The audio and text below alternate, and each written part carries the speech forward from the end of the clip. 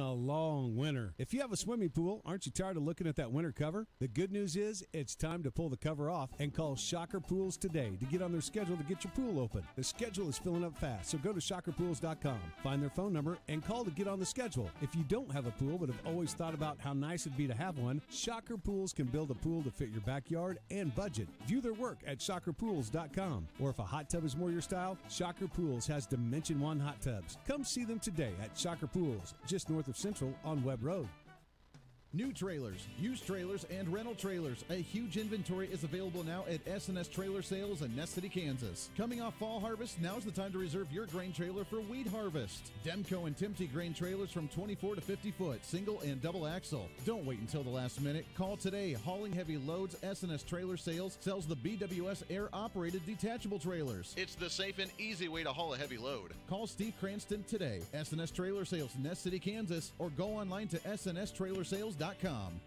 Are you ready for a renovation in your landscape? Would you like to add trees, shrubs, or flowers? Do you need somebody that can help you deciding what to plant? Call Professional Landscaping Services at 832-0061 for a free estimate. Professional Landscaping Services has experienced personnel and the right equipment to do the right job for you. We have over 35 years of experience providing quality work.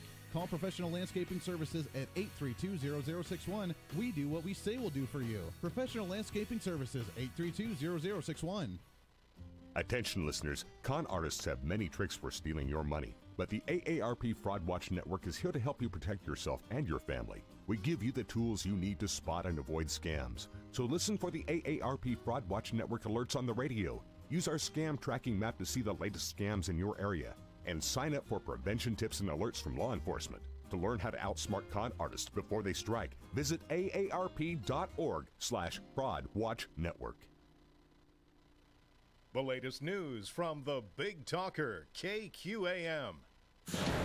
Schools in 20 Colorado counties will be closed today as police search for a young Florida woman who flew to the city and bought a gun after becoming, quote, infatuated with the mass shooting at Columbine High School 20 years ago this Saturday. FBI agent Dean Phillips warns everyone to be on the lookout for 18-year-old Saul Pais. We do consider her to be a credible threat to the community. Nearly $1 billion has already poured in from people around the world to restore Notre Dame Cathedral in Paris after the massive fire. And in his weekly address this morning, Pope Francis offered the gratitude of the Church to those who risked their lives to save the cathedral. The interpreter.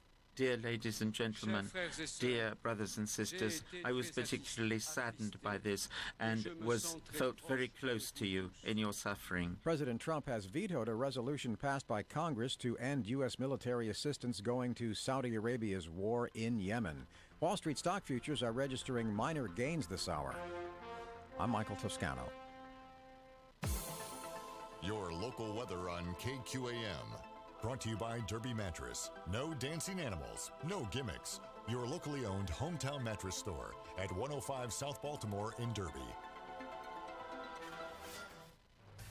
Here's your latest forecast on the Big Talker, KQAM, for this morning. Partly sunny and 80, winds up to 20 miles an hour. Scattered showers and storms tonight, mainly after 4. Some of the storms could be severe. Periods of showers and storms for tonight, low around 48, with winds gusting to 30 miles an hour. I'm Amp Harrell, and that's your latest forecast on Wichita's big station, the Big Talker, AM 1480 and 102.5 FM, KQAM. At 6:06, it's currently 64 degrees. News at the tops and bottoms all day, right here on the Big Talker, KQAM.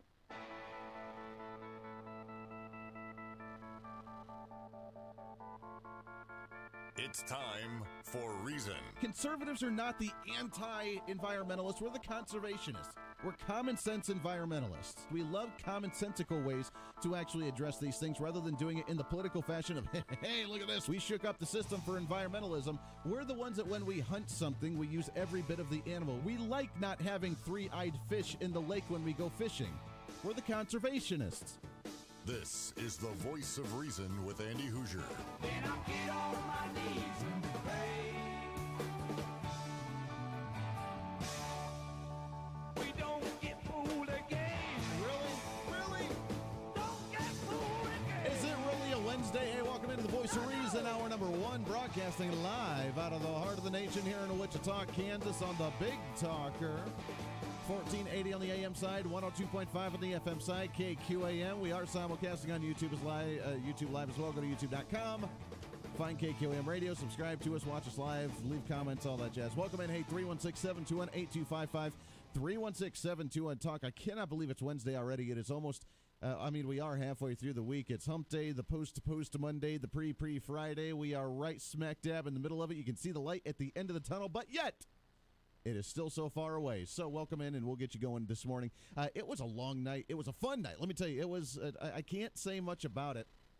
I don't know if I'm even allowed to say this, really, but working on being part of the community in numerous different ways that I'm really excited about doing. And as I've joined the Sedgwick County Republican Party as the treasurer, and work closely with the Kansas State Rifle Association with their meeting that they had last week, and with other things that's going on. I love getting involved in the community and actually going and seeing things out in the public rather than just sitting behind the microphone. It's really important to me to do stuff like that, and I love it, and I really appreciate the opportunity that I had last night, and I may talk a little bit more about that at a later time, but it's really exciting. I'm really happy, and it was fun. I cannot believe that it's Wednesday and halfway through the week already. Just to let you know, as a word of wise, that this week is Easter weekend, which is crazy. And actually, we have a guest coming on the show today at 8 o'clock about that. Sharon Schweitzer. She talks about the how to be, not necessarily PC, but how to be respectful for everybody in the religious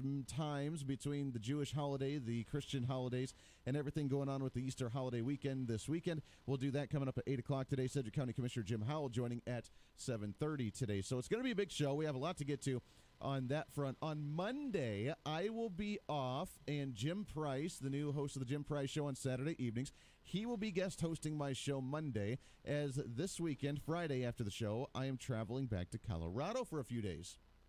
Yeah, and I'm excited because tomorrow we have a great guest lineup for the last couple of days as well. Tomorrow we have State Representative Michael Capps in studio hanging out. He has not been on the show yet for a while, so it'll be exciting to get him on the program. Friday we have a 1 hour long time frame with Congressman Ron Estes in studio to do a town hall meeting. So start thinking of questions, start thinking of what you'd like to ask him. But we will open up the phone lines for your questions, for your thoughts on Congressman Ron Estes for the hour-long town hall we have him from 7:30 to 8:30, and I am really excited about that. So we'll do that on Friday. Then after the show Friday, I am off, and I am go west, young man. I am heading out to Colorado. We'll be visiting family out there for the Easter holiday, and then I will be traveling back on Monday, so I'm excited to spend a little bit of time out in the mountains, although I am anticipating of smelling the fumes of the doobie, which I am prepared to do. And you know what I was thinking? Because we have the conversation so much on the air, and I'm being serious here, because we're having the conversation so much on the air, I'm thinking of when we get to Colorado and when we get to Colorado Springs or Denver to actually stop, maybe do a Facebook Live of this, but walk into a dispensary, not buy anything, obviously. I don't think I even can because I'm out of state, but walk into a dispensary and see the view and see what it's all about, right? I mean, that's what we need to do. We need to educate ourselves and learn about it, right? So I'm thinking that I'm going to walk into a dispensary in Colorado Springs or Denver, and I'm going to scope it out. Now, obviously, I can't buy anything, nor would I want to buy anything, because that does not interest me in any way, shape, or form. But, hey, if there's an industry there, let's take a look at it. So I'll do your on-site research operation. We'll call it Operation Doobie. And I will be on site in Colorado this weekend checking out a dispensary shop. So we may have some fun with that. We'll stay tuned to social media, and we'll do more on that here in just a little bit here. 316-721-8255, 316-721-TALK. We have a lot to get to today. There is some drama going on in the state legislature that I've been wanting to talk about the last couple of days, but we haven't had a chance to do so. But I want to start off with, first off, speaking of Colorado, the thoughts and prayers, and I hope that nothing happens of this. But you heard it at the top of the hour news. According to Fox News, Denver area school districts were closed yesterday amid a credible threat of a woman that was infatuated with the Columbine shooting. Now, if you remember, the Columbine shooting back in 1999 was very near and dear to where I lived and where I was from. And then, of course, the shooting that happened at my school, my senior year in Bailey, Colorado. And now they actually have, like, the motorcycle run that they do from Columbine to Bailey. And and how the communities are actually really close because we both went through this stuff. And apparently this lady from Miami, Florida, Sala Pais, P-A-I-S, 18 years old, has had a history of making concerning comments amid arriving in Colorado from Miami early Monday and brought a pump-action shotgun and ammunition. The FBI told reporters on Tuesday evening the FBI's Miami office had reportedly alerted its Denver counterpart after learning the potential threat was there, but she's 18 years old and infatuated with the Columbine shooting. I don't know how you can be infatuated by oh, that's a great idea. Oh, they're such rock stars. Oh, they're so awesome. Oh, they have it going on. They figured out how to actually do this. I don't know what the infatuation is, but was infatuated with the 1999 school shooting in Columbine that killed a lot of individuals, and then, of course, the shooting that happened in Bailey. So I get it. And I see something like this, and it breaks my heart to even. This is a message for the red flag laws. We need to go down the red flag laws because look at that. She's made some really crazy comments, and she has a shotgun. And that's not the case, and I hope that the political pundits don't go down that road. But we do need to. Thank you for that. I will definitely have to go to Starbucks when I go to Colorado. Sorry, you distracted me. Thank you.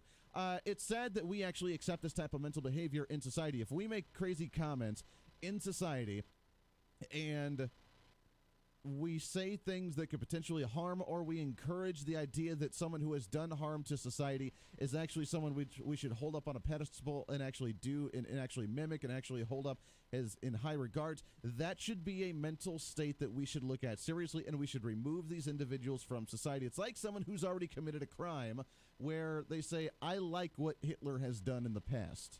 Yes, you have the freedom of speech, but if they've done something terrible like that and they idolize these individuals, is that a mental illness or is that just freedom of speech?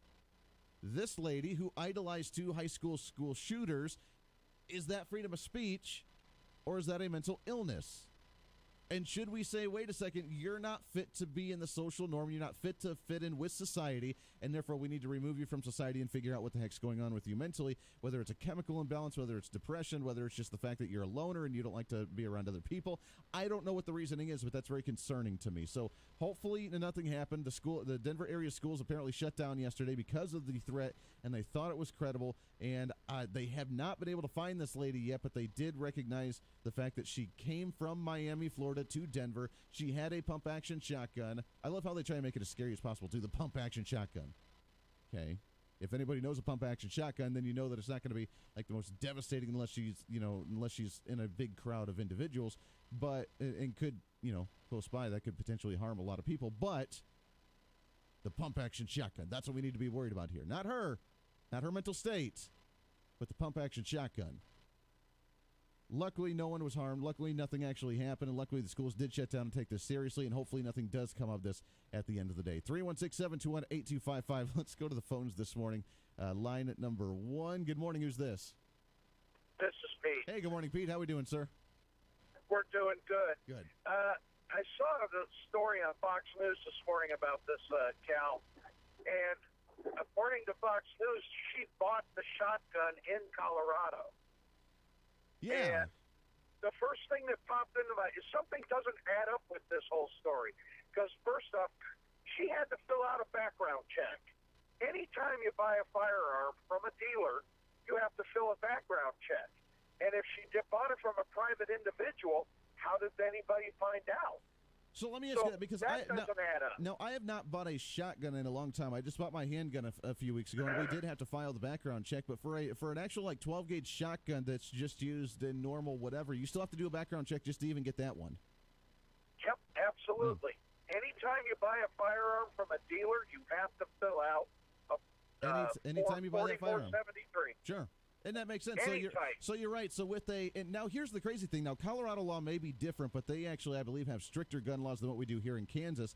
When we purchased our handgun here, I went to go fill out the background check and fill out the paperwork. I still have my Colorado license, and therefore I was not allowed to put the gun under my name. My wife, who has finally transferred her driver's license over to Kansas, had to go and fill out the paperwork with her ID because we were in Kansas, and I could not do it with a Colorado ID. So that you're right, that does bring up an interesting question of if she's from Miami, Florida, and she drove to Denver and bought the shotgun from Denver in Colorado, how did she have the ID that they accepted in order for her to fill out the paperwork to buy the firearm? that was going to be my next point. And the third point is Colorado has the red flag law. Right. So given her supposed background, and I use the term supposed just like someone who commits a crime is alleged. So given her supposed background, given how all the laws are, the background check, the fact she was out of state, the fact that Colorado has a red flag law, how did she get a gun? Yeah, well, they Somebody's just not doing their job. Sure. They just passed the red flag law, so I don't know if it's in effect actually yet because the governor just signed it, I believe, like a week or two ago.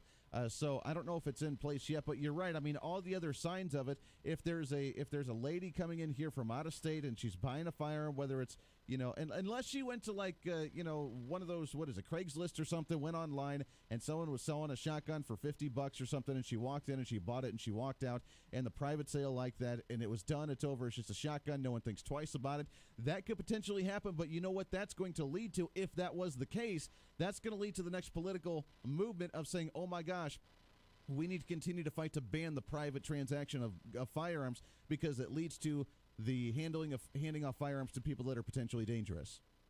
Well, the problem with that theory is if she did buy it from a private individual, there's no record of it. Right. Then how would anybody know for it to become a story? Exactly, yeah. Well, it's not on the Fox News written story from their website, so whatever they said. It was on Fox and Friends this morning. Okay. Wow. Yeah, I don't know.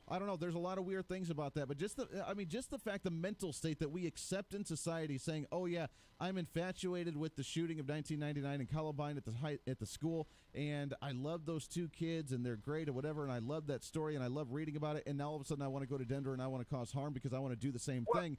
To me, that would be. If you want to talk about a red flag, that would be a red flag. Not to say you can't buy a firearm, but to say you shouldn't even be involved in the mainstream society in the first place. What are we doing here? Well, all right, you want to bring up her being infatuated with the Columbine shooters, Klebold and whatever that other idiot was. But what about the same kind of idiots running around with Che Guevara T-shirts? Sure. They're just as idiotic and have the same mental defect.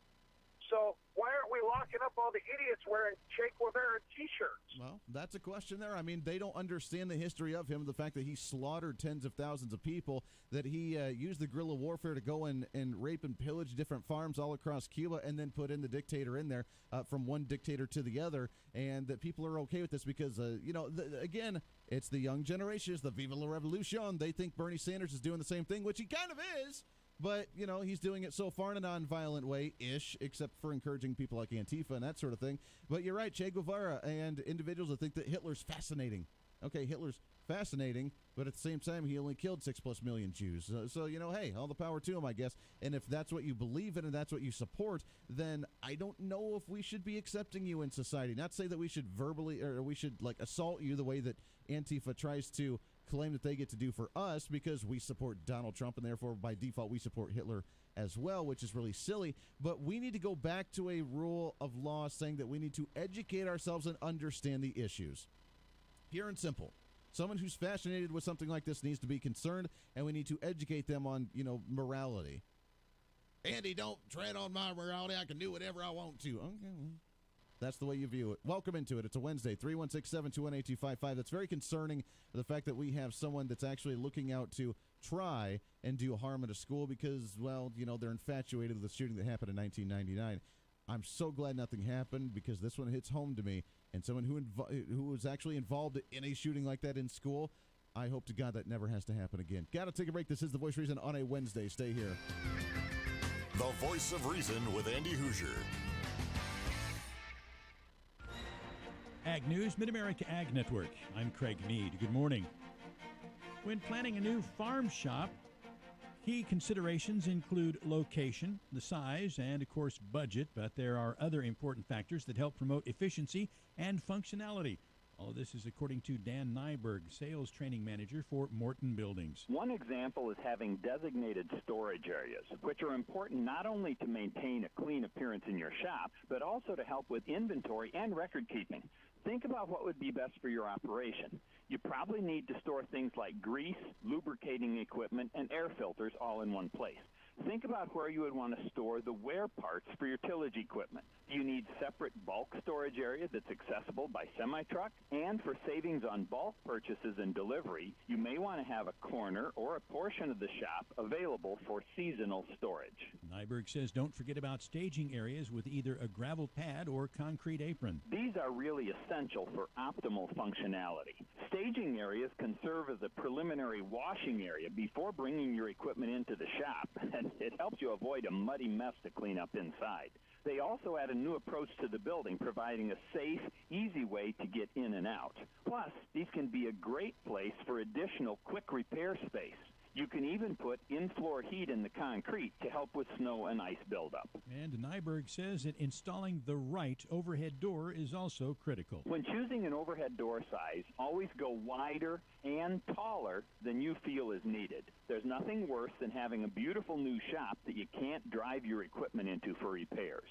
Today, we feel that a 24-foot wide by 15-foot tall overhead, hydraulic, or bifold door should be the minimum, and be sure to get several remote controls to keep infrequently used equipment. Tips on building that new farm shop, Ag News, Mid-America Ag Network. Here's some simple math for you. Chevy cars and trucks just cost less at Countryside Motors in Wellington. You want the best price on a Silverado in Kansas or Oklahoma? Check out Countryside Motors in Wellington. Are you looking for that perfect SUV? They have the great selection of Buick Enclaves, Envisions, and Encores, again, at the best prices anywhere. Countryside Motors in Wellington. Folks, it's simple math. For the best prices on cars and trucks, check out Countryside Motors in Wellington. Online at countrysidemotors.net. Simple math, best prices. Come on out to the country and save. Countryside Motors in Wellington, Kansas. Hey, Mark Walters with Armed American Radio, and I want to tell you about Rob's Gun Tech and Firearms. They're the dealer to buy, sell, trade, and even consign. Budget to high-end custom firearms, ammo, accessories. They've got it all and feature Wilson Combat, Gun Crafters Industries, and Nighthawk Custom. Have a request? Work with their in-house gunsmith, find the right solution for you. Rob's Gun Tech offers pricing programs and discounts and proudly gives back to the Veteran Suicide Network. Learn more today at robsguntechandfirearms.com or visit them just east of 159th North on East Kellogg, where they know more than just the price. We're always talking about the weather. It's too wet, it's too dry, too windy, and hail when you don't want it to. Ouch! That's why it's good to know P&B Insurance in Wichita. In a matter of minutes, one hailstorm could wipe out your entire crop. At P&B Insurance, they can handle all your crop hail insurance and multi-peril insurance needs. P&B writes crop hail insurance with many different companies, one of which has instant binding authority. Don't wait till it's too late. Call Ron and Dan now. P&B Insurance in Wichita, 1-800-722-9525. It's Mary from Wildwood Cellars. We've won over 600 awards and titles for our wines, but the most important thing is we make wines that taste good. With over 40 to choose from, dries to sweets, meads made with honey, sangrias, and even a jalapeno wine, you'll find the wines you love at Wildwood Cellars, where you can try before you buy. The tastings are free at the northeast corner of Maple and Ridge Road in Wichita, or the main winery right next to the Mulvane Turnpike exit, or online at wildwoodcellars.com. Keeping you locked and loaded. Armed American Radio. Weeknights at 8 on the Big Talker, KQAM.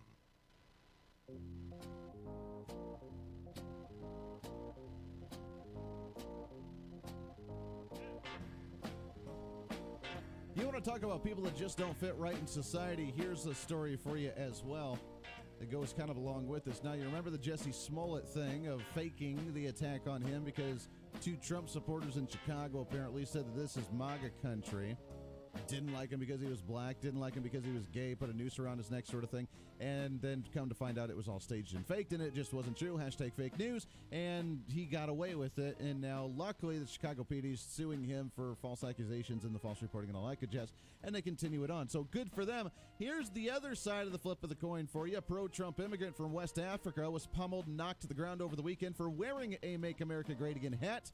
According to Maryland police, Montgomery County Police Monday announced 2 arrested in connection with the alleged politically motivated beatdown. Atsu Nabel told Fox 5 DC that he was the one in the MAGA hat. He said the 2 men approached him Saturday in Germantown, outraged he was wearing it. He said one of the men struck him from behind, leaving him shocked. I was like, why are you doing this?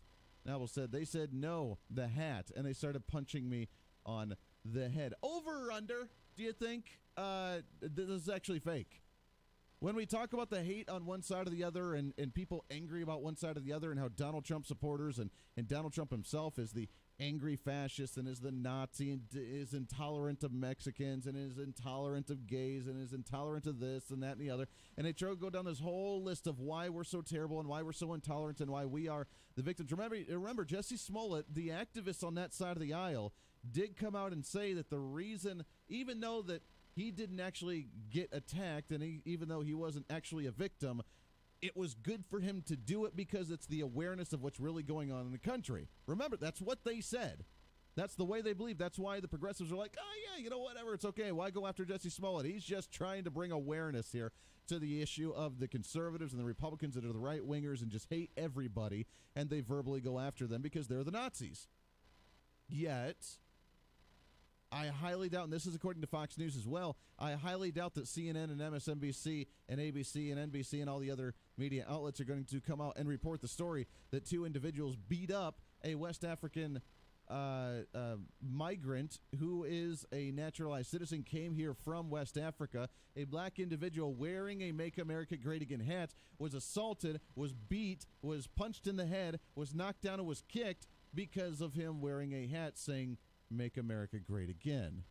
Do you think the media is going to cover that one and say, oh, wait a second, the progressives on the left side of the aisle have anger management issues. They're the violent ones. They're the ones causing the violence. It's not the right, but it's actually the left. And this has been the example over and over and over and over and over again. But they refuse to report that.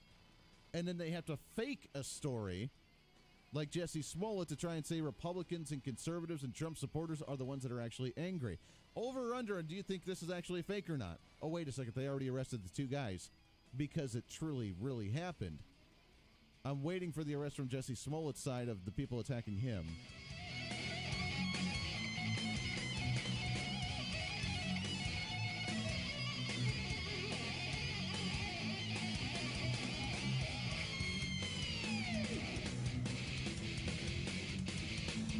Here's the latest from the KQAM News Center. Hundreds of schools in Colorado have closed down for today. No students, as the FBI hunts for a young woman they say poses a credible threat to schools. This with the 20th anniversary of the Columbine High School gun massacre there coming Saturday. Scott McLean is in Littleton, Colorado. Nearly 20 school districts in the Denver metro area that are closed. We're talking about hundreds of schools easily and tens of thousands of students being affected, all because of this massive manhunt for this 18-year-old woman from Florida named Sol Pace. Police say she bought a gun after arriving in Colorado from Florida on Monday. France announces an international competition for a redesign of the spire of Notre Dame in Paris after the cathedral's iconic roofline collapsed in Monday's blaze. The copper rooster on top of the spire has been recovered. Notre Dame's rector has just said the cathedral will be closed for 5 to 6 years. Stock futures showing mild gains on Wall Street. I'm Michael Toscano. All money managers might seem the same, but while some give their clients cookie-cutter portfolios, Fisher Investments tailors portfolios to your goals and needs. Some only call when they have something to sell. Fisher calls regularly, so you stay informed. And while some advisors are happy to earn commissions whether you do well or not, Fisher Investments fees are structured so we do better when you do better. In other words, we're on your side. Maybe that's why most of our clients come from other money managers. So if you're in or nearing retirement, talk with us and find out why investors are switching to and staying with Fisher Investments. Fisher Investments, clearly better money management. Investments in securities involve the risk of loss. Visit us at FisherInvestments.com to find out what we can do for you. Kansas Mid-America Network News. Good Wednesday. University of Kansas spokeswoman Mary Walsh says the school recently installed a third fiber cable to campus. That was reaction to an incident in 2016 when a construction crew accidentally cut both of the university's fiber internet cables, cutting internet services to the University of Kansas in Lawrence and Overland Park. The cut cable disrupted websites hosting online classes and state testing for thousands of K-12 students in more than a dozen states. A 52-year-old Wyandotte County Sheriff's deputy has been charged with sexual crimes involving a victim under the age of 14. District Attorney Mark Dupree said that Michael Mastel is charged with 3 counts of sexual exploitation of a child and 1 count each of rape and aggravated criminal sodomy. And forecasters say Kansas could see some bumpy weather this afternoon. Mid-American Network News.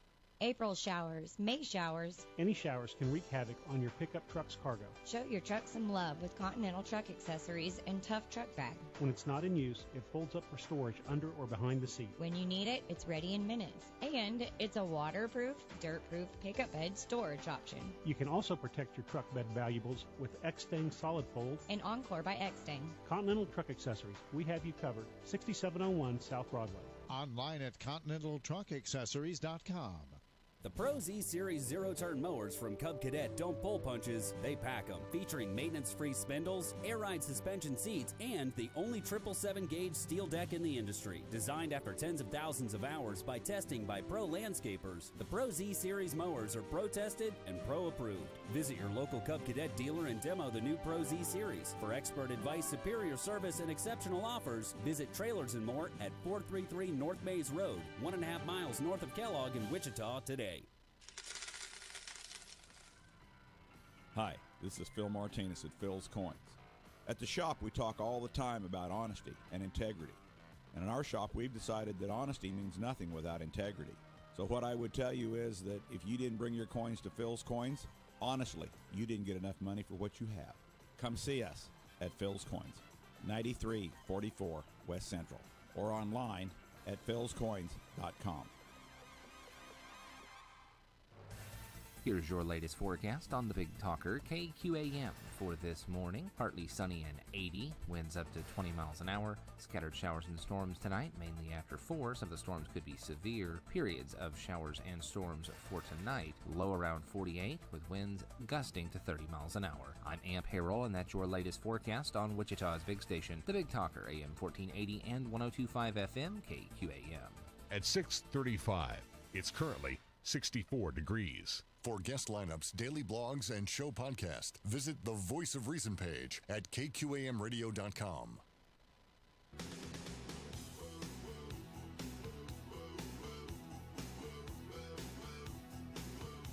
Andy never shies away from a fight. Just you try it. Oh, I'll try it. Just you try it. You'll feel it when I try it. I'd like to see you have at it. Would you now? And now's your chance to jump in the ring. Are you insane?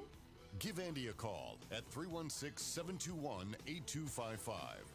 This is the Voice of Reason with Andy Hoosier. Hey, 35 minutes past the hour. Welcome into the Voice of Reason. Great to have you along for the ride today, waking you up better than a cup of coffee, a shot of espresso, even an energy drink right here on the Voice of Reason. Welcome in. We love getting you going each and every day here. 316-721-8255. 316-721-TALK. If you want to join in, give us a call on the Shocker Pools hotlines. We'd love to hear from you. The new Dimension 1 hot tubs are at Shocker Pools, by the way. Relax, enjoy stress-free evenings are right around the corner for the summer. And it's all in your new Dimension 1 hot tub. Visit them online at shockerpools.com. Get some more information from those guys. Let's get into a Kansas update here, shall we? Today in Kansas. All right, I'm ready. Yeah, so we got to put another notch, I guess, in the hat or the belt that we have lost a great fight that we've been trying to fight for day in and day out. This one hat tipped KMUW on this story, but Kansas gives up on its long-running effort to end Planned Parenthood's Medicaid funding, as we have been trying to say that Medicaid is government-funded and therefore should not be funding something like Planned Parenthood as opposed to a private insurance, because then you could be paying it for yourself. But Kansas has dropped the effort to terminate Planned Parenthood's participation in Medicaid, ending a 3-year-long court battle that the state lost at every turn. The change, I love the non-bias on this story. The change in policy wasn't announced publicly, but rather came out in the form of joint stipulation to dismiss Planned Parenthood's lawsuit challenging the state's move. The stipulation, which was filed in federal court on Friday, states that the Kansas Department of Health and Environment, KDHE, which oversees the state Medicaid program, has notified Planned Parenthood of its decision to rescind the Medicaid terminations. The court approved the dismissal of the lawsuit on Monday morning. Now, this is a bit of a defeat for the quote-unquote pro-life groups and the individuals that do not believe in the abortion argument, because we believe that if you're going to do something like that, which we don't approve of and don't like in any way, shape, or form, but if you're going to, it's going to be done on your own accord, not through my subsidized taxpayer money, as what Medicaid actually is. And this has got to be done. And look, we always go to the courts. The courts make their decisions based on their, remember, opinions. It's not supposed to be about their opinion. It's supposed to be their interpretation of the law and the experts on the law. But if you have the right of religious practices, and you actually dive a little deeper, you unveil the layers of the onion here, then you understand as well that your religious practices go through your tithing and go through your taxes as well. What you do with your taxpayer money actually has a purpose, and this is something that we've forgotten, because we've lived and we've been trained and we've been coached that your money, when it's given up to the government, is really nothing you ever see. Is nothing that you ever willingly just say, okay, yeah, go ahead and take it. We've just been accustomed that it's automatically gone. When you sign up to go to work, when you work, then it's automatically deducted out of your paycheck before you ever see it. It's not like you grab it and you set it aside and then you pay it, unless, of course, you own your own business, and then you kind of have to do that. And then you owe the state of Kansas or the federal government or whoever at the end of the year. But we got to remember, going all the way back, let's do a history lesson. I know it's early, but let's go do a history lesson for just a second. The Founding Fathers, the Revolution time, the beginning of this nation, we understood from a religious aspect, from a philosophical aspect, from a political aspect, that your money actually has a purpose in every single place it goes. Whether it's paying off debt, not being in debt, whether it's actually investing, whether it's actually taking care of yourself, whether it's taking care of your family, whether it's buying food, whatever, it has the purpose, but there's a deeper meaning behind it. If your taxpayer money is going towards a program that is not doing something that you believe in religiously, not something that you believe in morally or ethically, not something that you believe in even politically, then that is an abuse of your money, and you're allowing it to happen. Now, I'm not advocating for some kind of like crazy anarchy for an uprising here. What I am saying, though, is that you need to be aware that when your taxpayer money goes to fund something, that should have a purpose. And it's a lot deeper than just saying, yeah, it's out of my paycheck. Whatever, it's done. It's gone. I'll just appreciate what money I have, and I'll go buy my stuff that I need. I know that's the custom that we've lived in here, but we got to break that mold. Ashley Al, the spokeswoman for Kansas Governor Laura Kelly, said this is a good thing that obviously the court ended this to continue this costly litigation. Wait a second. To continue this costly litigation would be unwise and out of step with the priorities of Kansas. According to Al, Governor Kelly is focused on expanding health care options to women, not limiting them. First off, if we want to talk about costly litigation, can we please, for the love of God, have Governor come out and make a statement saying no more will we allow the Supreme Court to make litigation decisions based on education funding. That has been a litigation case that's been going on for 50 years, not just 3 years like this case here. And I love to see our priorities on this, how much money we've spent on taxpayer money through the education system in order to sue the Kansas public for more taxpayer money with their own taxpayer money. And we're going to sue them and say that we're not giving enough money. And we've done this for 30 to 50 plus years. Now you're going to say, costly litigation, Medicaid, funding for Planned Parenthood, all that good jazz. Yeah, that's really cost expensive, and we can't be doing that. And we want to focus on expanding healthcare options to women, not limiting them. Look, there are many different organizations that are like Planned Parenthood that will give the healthcare needs to women as they need without the abortion thing attached to it, that are very credible and that are very good, and it's okay. Planned Parenthood needs to operate like any other private clinic that happens in the nation, to where you are self-funded, you don't get the charities, maybe you get a little bit of the Medicaid money based on that, but you don't get the grants, you don't get the subsidized money, you don't get anything else.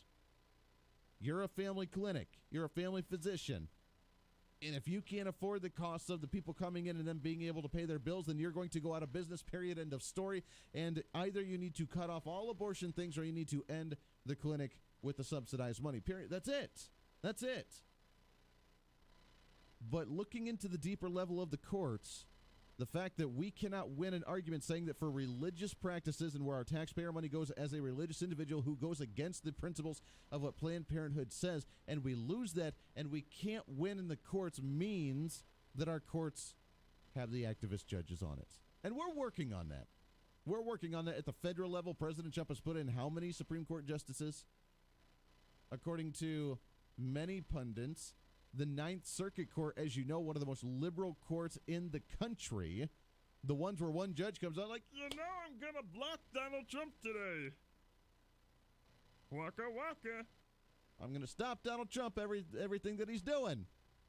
And they put that court case out, and then they have to take it to the Supreme Court. That court, the Ninth Circuit Court, could be conservative or at least commonsensical in the next couple of years based on how many nominees Trump gets to pick to actually put in those positions. We're winning back the courts, but we have some work to do, and we need to start focusing on that here in the state of Kansas as well. We have a long process not only to nominate the proper people, but to change the process of the nomination process in order to get them into the courts here in Kansas, so that way we can have proper decisions made. We can end the litigation on education funding. We can end the litigation on something like this, and we can stop the Medicaid funding of Planned Parenthood because it doesn't need to have subsidized government money, and there are many other options. Please don't play the victimhood, which I know the victims love to play the victimhood when it comes to women and their health. Yes, women need health, obviously. My wife is very, very sick, and she needs medical attention frequently, but she's not going to go to a place that's just going to get government-funded money just because she can and then complain that's the one and only place that she's allowed to go, and therefore she's not going to get the treatment, and therefore the evil, terrible men are keeping her down for not getting that kind of health care. That's not the way the system works. And if that's what the media is trying to hype up, then obviously the media does not understand that there are more than one type of clinic that you can go to for medical procedures. But we want the government-funded stuff. We want the granted stuff. We want the subsidized stuff, which is what Governor Kelly loves, what she likes. She's happy about this case, and that's a big defeat for us. But as we look at our money going towards social programs like Planned Parenthood, did you realize, by the way, that according to MuslimStatistics.com, that refugees coming into the country from Middle East nations, how many do you think are on social programs, social welfare? Now, before we do that, let's take into consideration that no matter who you are when you come into the country as a refugee, as an asylum seeker, that for the first 3 to 4 months you are on social programs. They put you up in the housing and pay for that. They give you education. They give you food. They give you a job. They give you everything as a refugee. That's not a burden on the taxpayer system, is it? But we do that because we're a heartful, caring nation that wants to take care of individuals that are in bad situations, which is why we can only do so many of them a year instead of saying just open borders, because what we can take care of, we will, and we don't want to bog down that system and bankrupt it. However, taking that aside and the fact that there's a 3 to 6 month window where you are on complete social programs until you get up and going sort of thing, did you see the latest numbers on the number of refugees on social programs? Because many of them continuing it on thereafter their 3 to 6 month window, and they're still on it. 91.4% of Muslim refugees in the USA, 91.4% of them are on food stamps, and 68.3% of them are on actual cash welfare. More than 90% of the Middle Eastern refugees are on food stamps, with over 70% on the cash welfare, and that is up, by the way, compared to what we've seen in the past between the Refugee Cash Assistance Program, the General Assistance, the public housing, the Supplemental Security Income, any type of cash assistance, Medicaid, and food stamps, as it's continued to climb up over the years. And now we're sitting at 91% and 68% on food stamps and welfare for Muslim refugees. Please tell me how this is not a burden to the American system and to you and I's taxpayer money. Is that where you want your money to go as a taxpayer? As a taxpayer, as we're looking at now, the Democrats are in a 100 days of reigning into the House of Representatives, and we're talking about what they can do, what they have done, and what they're going to do moving forward. The budget ceiling, the debt ceiling, is getting peaked again by the end of this year. Before the end of this budget year, which is October, within the next couple of months, this summer, we have to look at the debt ceiling again. We have to look at what we're going to spend money on, and will we raise the debt ceiling again, which is going to, by the way, lower our grade as a nation for our credit, is going to lower the value of the dollar, because we continue to raise that debt ceiling higher and higher and higher and higher and higher. Do you think we're ever going to cut anything? The number one thing, as we mentioned many times before, the number one biggest spending project that we have in the federal government is the mandatory spending category. Remember, there's two categories in the federal government spending: mandatory and discretionary. Mandatory, you never touch it. Increases automatically 2, 3, 4, 5% every year. They don't touch it. It sits on autopilot, and it does its thing. The discretionary spending is what they debate on, and that's less than half the budget. 60% of the budget is food stamps, Social Security, welfare, all the good social programs. 60% of the entire budget between discretionary and mandatory spending. That's what we need to look at, because that includes 91.4% of Muslim refugees that are on food stamps. That includes the 68.3% of the refugees on cash welfare. That includes the over 60% of all food stamps that are for non-citizens. Let me repeat that. Non-citizens receive 61% of all the food stamps in the nation. That's a problem. So we're bringing people in to take care of them on social programs. Yes, there are some that are the American citizen that just doesn't want to work or can't work or going through the time or whatever, but 61% of all food stamps are to non-citizens. 91% of our refugees coming from Middle Eastern countries are currently on food stamps. Do you think that's a place where we could start looking at reforming our budget to save some cash? Do you think that we're actually going to, in any way, shape, or form, that we're the Republican Senate and the Democrat House, where we're going to find some kind of compromise to cut spending enough to not raise the debt ceiling? I have very slim chances on that one. I would not put my money on the fact that we're going to not raise the debt ceiling. And that's going to be the big debate. Yes, we've been increasing the debt in the nation under President Trump and the Republicans. It hasn't been as much, and we got to do this incrementally. I understand that. We're not going to just overnight all of a sudden be like, we're not accruing any more debt. It's not going to happen. It's going to take incremental steps. I get that. At the same time, when and where are we finally going to draw the line and say enough is enough, and we cannot spend any more money because we cannot raise the debt ceiling again, because we cannot make our nation go bankrupt. We cannot lower the value of the dollar. This is what the progressives want. This is the Bernie Sanders style right here. Drive us into oblivion, lower the value of the dollar, make it more expensive for all the goods, make more people angry to complain that they can't have the cost of living, that they don't have the right amount of wages in order to afford the living, then fight for 15, get the government infiltrated into the private economy based on wages, based on unions, based on the government contracts, rile the system up, mess up the system based on your decisions like this, and then say there's a problem and come in and be the great savior to do this. This is their master plan. This is what they've been doing for years and years and years and years and years, and we haven't woken up to realize that yet. And I think I found where we could cut some funding. I think I found where we could actually trim some of the fat off of our government, but it's not going to happen. The House of Representatives, the Democrat-run House, is not going to approve this. The Senate may try, but they realize it's a losing battle, so it would just be a political stage for them to say, we're going to try and cut the budget. Mitch McConnell saying, the budget's too big. But then when he gets in power, he's like, that's just what we have to do. So do you think we're going to cut it? Probably not. Probably not. We'll touch on this when we come back. 316-721-8255. This is The Voice of Reason here on KQAM. You're listening to The Voice of Reason with Andy Hoosier. Market information, Mid-America Ag Network. It was a tough day on Tuesday for our grains and soybeans. We just couldn't seem to get anything going. Finished sharply lower. May corn down 3 3/4 at 3.59. July corn down 3 3/4 at 3.67 3/4. Later months were all down. Kansas City wheat and soybeans just really took a pounding. May Kansas City wheat down 10 1/4 at 4.17. July down 11 at 4.22 1/2. We saw double-digit losses in each of the later months. Chicago wheat, Minneapolis wheat followed along. Not a good day for the wheat markets. Soybeans had issues. May beans down 10 3/4 at 8.88. July beans down 10 3/4 at 9.01 3/4.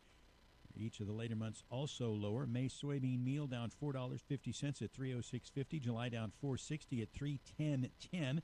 We saw significant losses in all of the months as far as meal is concerned. May soy oil was 9 points lower at 28.72. July was also down 9 points at 29.02. So not a good day in the soy complex. Corn and wheat struggled as well. Livestock numbers, cattle looked pretty good actually. Hogs did well through much of the day, but the early months got pretty weak at the end. April live cattle up 85 at 127.15. June up 97 at 122.45. All the later months were green. April feeder cattle unchanged at 145.67. After that, all was good. May feeders up 17 at 151.20. August was up 105 at 160.20. So a strong day for the most parts in feeder cattle. As we said, hogs started well, got soft in the early contracts towards the end of the day. May hogs down 110 at 88.97. June hogs down 117 at 97.12. And cotton had a turnaround Tuesday, trying to gain back some of the losses. And Monday, May cotton up 145 at 77.94. July at 152 at 78.56. Market update, Mid-America Ag Network. This is Jim Price. Join me every Saturday evening, 7 to 9 p.m., right here on the Big Talker, KQAM. When the news overwhelms you, from local to national, make sure you get the right information. It's time to put a stop to the fake news of the day, giving you a recap of the week in politics. It's the Jim Price Show, Saturdays at 7 p.m., and it's only on the Big Talker, 1480 a.m. and 102.5 FM, KQAM. The Jim Price Show on the Big Talker, KQAM. Pride Ag Ace Hardware of Mays, the store that takes pride in serving you just south of K96 on North Mays Road in Mays, interrupts their regular commercial schedule for this important message. Pride Ag Ace Hardware invites you to Milwaukee Tool Demo Day on Saturday, April 27th. Come on out to Pride Ag Ace and see demonstrations of the best power tools and hand tools your money can buy. Milwaukee, that's Saturday, April 27th at Pride Ag Ace, 5204 North Mays Road. Pride Ag Ace Hardware of Mays. Coming spring 2019. Hail. Ouch. Oh. Wind. Freezing temperatures. Tornadoes. That's mayhem. Hi, I'm Mark Collier, your local Allstate agent. We're your insurance agency interested in doing what's best for you. Before mayhem strikes, call us at our Goddard office, 316-413-4014, and find us on Facebook at Collier Allstate. Are you in good hands? The 49th Annual Watch and Clock Sale will be held at the Sedgwick County Extension Center at 21st and Ridge Road this Friday and Saturday, April 19th and 20th. Friday hours are 5 to 8 p.m. and 8 a.m. to 2 p.m. on Saturday, with clock and watch dealers from a 6-state area. Admission is just $2. Along with clocks and watches, there will be a nice selection of antique jewelry, pocket knives, and fountain pens. The 49th Annual Watch and Clock Sale this Friday and Saturday at the Sedgwick County Extension Center at 21st and North Ridge Road. Over 340 years of roofing experience, and that's just the management and estimating team. It's no wonder Ray Roofing is one of the most successful roofing companies in Kansas. As a 6th-generation family-owned business, Ray Roofing specializes in built-up, modified, cold-applied, EPDM, TPO, and tapered roofing systems. Whether the structure roof is commercial, sheet metal, or flat residential, Ray Roofing was founded on the belief that a roof is only as good as the roofer applying it. Ray Roofing, online at WRAYroofing.com. Keeping political talk trendy. This is the Big Talker, 1480 AM and 102.5 FM, KQAM.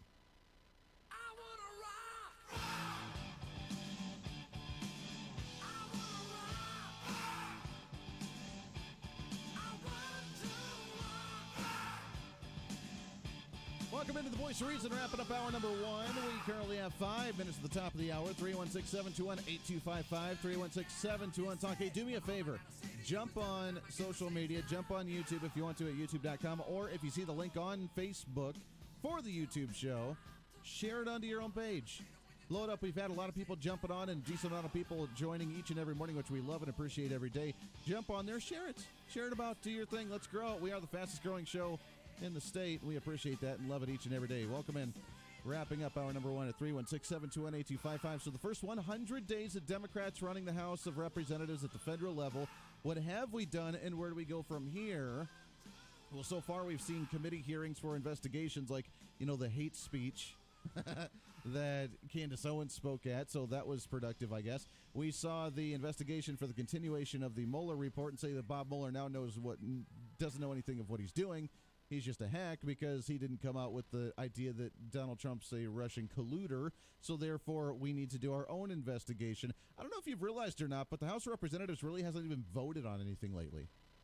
The first 100 days of the Democrat-run majority. So where do we go from here? Because now we have a debt ceiling that's coming up in the next few months for the government. Will we find compromise and a happy ground between the Republican-led Senate and a Democrat-led House of Representatives? Will we find the happy medium to find something to cut in the budget, or will we just raise the debt ceiling again? And this is the prime opportunity for Republicans to play the politics now and say, we don't want to raise the debt ceiling because it's going to lower the value of the dollar. It's going to be really bad. And the Democrats are going to continue to say, we need more spending, we need more funding, we need more good goodies. We need to expand, actually. We need to spend more money on social programs, on welfare, on universal health care, on whatever else they want to do, on stuff like the, food stamps or the cash welfare. That's what they want to do. So will we find that happy medium? We couldn't find happy medium on the farm bill. Trying to find cuts from there. We spent more money there. Then we turned around and did $1 billion omnibus bill to get through the end of the fiscal year. We couldn't find compromise there. And that was, by the way, with the Republican majority last year in both chambers, where we spent more money. So I have very, very, very, very little hope that we can actually find common ground to cut spending somewhere, anywhere. I'm not just talking about social programs. I'm talking about cutting the funding for the EPA, cutting the funding for whatever other agency that we want to look at. I know they're going to look at the, of course, military side of it, and that's what we have sunk a little bit more money into, but that's only 20% of the budget. That reminds me like the Kansas budget. Hey, got to spend more money on education. That's over 60%. Yeah, but we need to trim more of the other 5% that's getting a little bit less, and they're scraping for a little bit of money. We'll take more from them and give it back to the education stuff. We got to do it. We don't have enough money in there. That's what we're doing at the federal level right now. Hour number 2 of The Voice of Reason coming up. Stay here.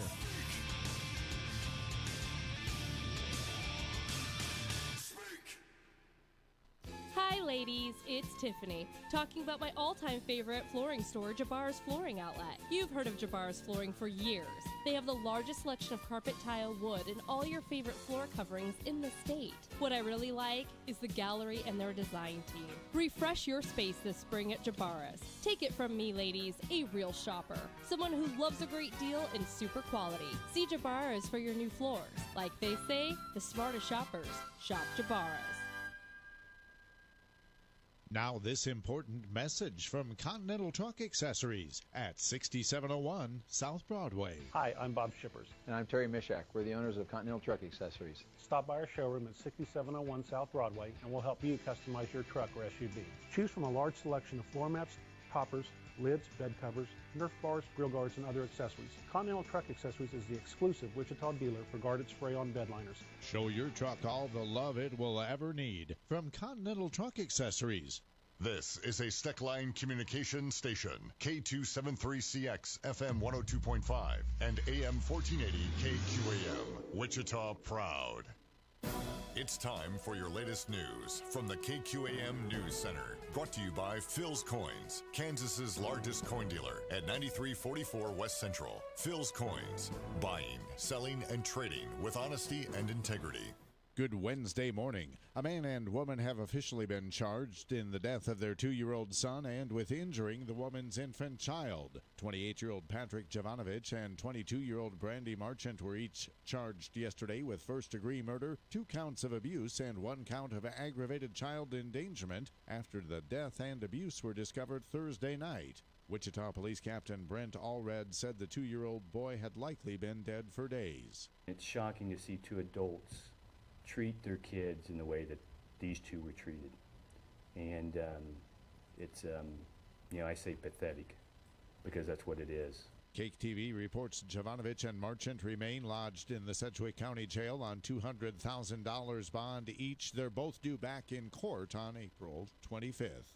The Wichita City Council this week approved the construction of a new police substation in East Wichita. The Patrol East substation, located near Kellogg and Edgemore, is the oldest substation in the city. The aged station was built to accommodate around 30 to 40 personnel, and currently it has around 118 staffers. Construction on the 23,000 square foot facility will begin later this year. The new substation will cost $7 million. School officials in Pretty Prairie are trying to salvage what they can after the band room at Pretty Prairie High School was vandalized. The Reno County Sheriff's Office says 4 students were seen on surveillance video vandalizing the band room between 1 and 3 a.m. Saturday. The 4 minors have been suspended and authorities are expecting to press charges. Officials estimate the damage could reach $75,000. After months of questions about the future of McLean Boulevard and the new baseball stadium, Wichita City Council has decided to narrow the street from 4 lanes to 2. Officials say space saved by the narrowing would be used to further develop the land nearest the river. I'm Rick Everett with news. Now Doug Downs with sports. Yesterday, the Wichita State Shocker basketball team got a huge win and landed its second highest-rated recruit in the Greg Marshall tenure, Grant Shearfield. A Wichita native will join the Shockers next season, a 6'2" guard, a unanimous 4-star recruit, and ranked 110th by rivals. He will join the Shockers for the 2020 season. The Kansas Jayhawks putting to rest rumors Bill Self may be leaving the program and heading to the NBA. That's what they are, is rumors with no basis behind any of them. That I was not going to be the coach here. From the sports desk, I'm Doug Downs. The Laundry Station, Wichita's premier laundry services provider just off Kellogg and Oliver, is pleased to announce the addition of dry cleaning and laundering pressing to the vast array of services offered. Prom dresses, business suits, comforters, and wedding dresses cleaned and preserved. And have anything that looks better pressed, laundered, and pressed from the Laundry Station. Fast turnaround, competitive pricing, and excellent service on quality dry cleaning and laundered pressed items. The Laundry Station. Warren and Fiegel Optometry at 2121 North Tyler, number 302, has a selection of prescription sun eyewear that's so bright everyone can be wearing shades. Warren and Fiegel Optometry has the names in sun eye apparel that people seek. Prescription eyewear from Maui Jim, Oakley, Wiley X, Rudy Project, and even sunglasses from Amphibia. Squinting in this beautiful sunshine doesn't have to be a thing. What are you wearing? Warren and Fiegel Optometry, 21st in Tyler. At Yoder Meats, we're excited about the start of spring, and we're celebrating during the month of April with a great deal on our ground beef bundle. 10 pounds each of regular, extra lean, and Boston burger, and 12 quarter-pound patties. 33 pounds in all for just $105. Need a smaller option? Then take a look at the April Butcher Bag featuring ground beef as well at 7.5 pounds for only $31. Follow us on Facebook for the latest information and weekly specials. Taste the old-fashioned flavor at Yoder Meats in Yoder and 3 locations in Wichita. Now back to the KQAM News Desk. Hundreds of schools in Colorado have closed down for today. No students, as the FBI hunts for a young woman they say poses a credible threat to schools. This with the 20th anniversary of the Columbine High School gun massacre there coming Saturday. Scott McLean is in Littleton, Colorado. Nearly 20 school districts in the Denver metro area that are closed. We're talking about hundreds of schools easily and tens of thousands of students being affected, all because of this massive manhunt for this 18-year-old woman from Florida named Sol Pace. Police say she bought a gun after arriving in Colorado from Florida on Monday. France announces an international competition for a redesign of the spire of Notre Dame in Paris after the cathedral's iconic roofline collapsed in Monday's blaze. The copper rooster on top of the spire has been recovered. Notre Dame's rector has just said the cathedral will be closed for 5 to 6 years. Stock futures showing mild gains on Wall Street. I'm Michael Toscano. Your local weather on KQAM. Brought to you by Maximum Outdoor Equipment. All equipment outdoors, from lawnmowers to snowblowers. Just south of Kellogg on West Street and online at MaximumOutdoor.com. Here's your latest forecast on the Big Talker KQAM for this morning. Partly sunny and 80, winds up to 20 miles an hour. Scattered showers and storms tonight, mainly after 4. Some of the storms could be severe. Periods of showers and storms for tonight. Low around 48 with winds gusting to 30 miles an hour. I'm Amp Harrell, and that's your latest forecast on Wichita's big station, the Big Talker, AM 1480 and 102.5 FM KQAM. At 7:06, it's currently 64 degrees. Hi, this is Jimbo Hannon. Join me live weeknights at 9 right here on the Big Talker, KQAM.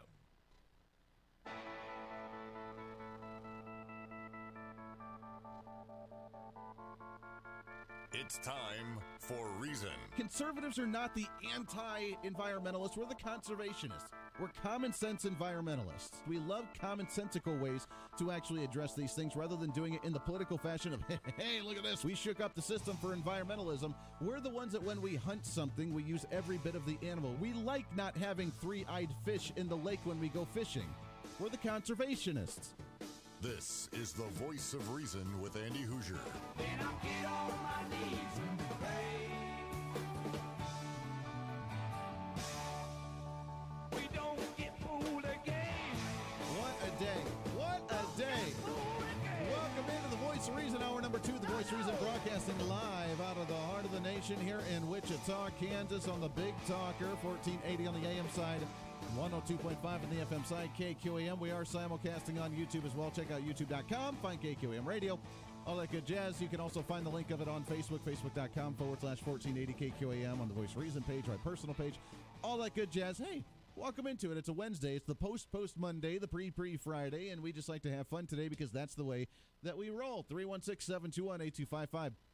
316-721-TALK. Coming up, bottom of the hour, Jim Howell, Sedgwick County Commissioner, as he does every Wednesday in the 8 o'clock hour, as we are getting closer to Easter weekend, which I will be traveling back to Colorado, visiting some family that I have not seen in a very long time because I very, very rarely leave the state and get out. So I'm looking forward to it. I will be off on Monday. Jim Price, host of the Jim Price Show, on Saturdays. He'll be guest hosting the program on Mondays, so look forward to that. And but coming up at the 8 o'clock hour today, Sharon Schweitzer, she is going to be chatting about the Easter holiday and how you can plan for the Easter holiday and all the goodies and the importance of it. And even if individuals may or may not celebrate Easter or maybe the Jewish holidays or how that all works out. So she'll be talking about all that coming up at 8 o'clock today. Looking forward to that one. But until then, it's open lines to you at 316-721-8255. We are still following the story from Fox News about the Denver area school districts that closed yesterday because of the infatuation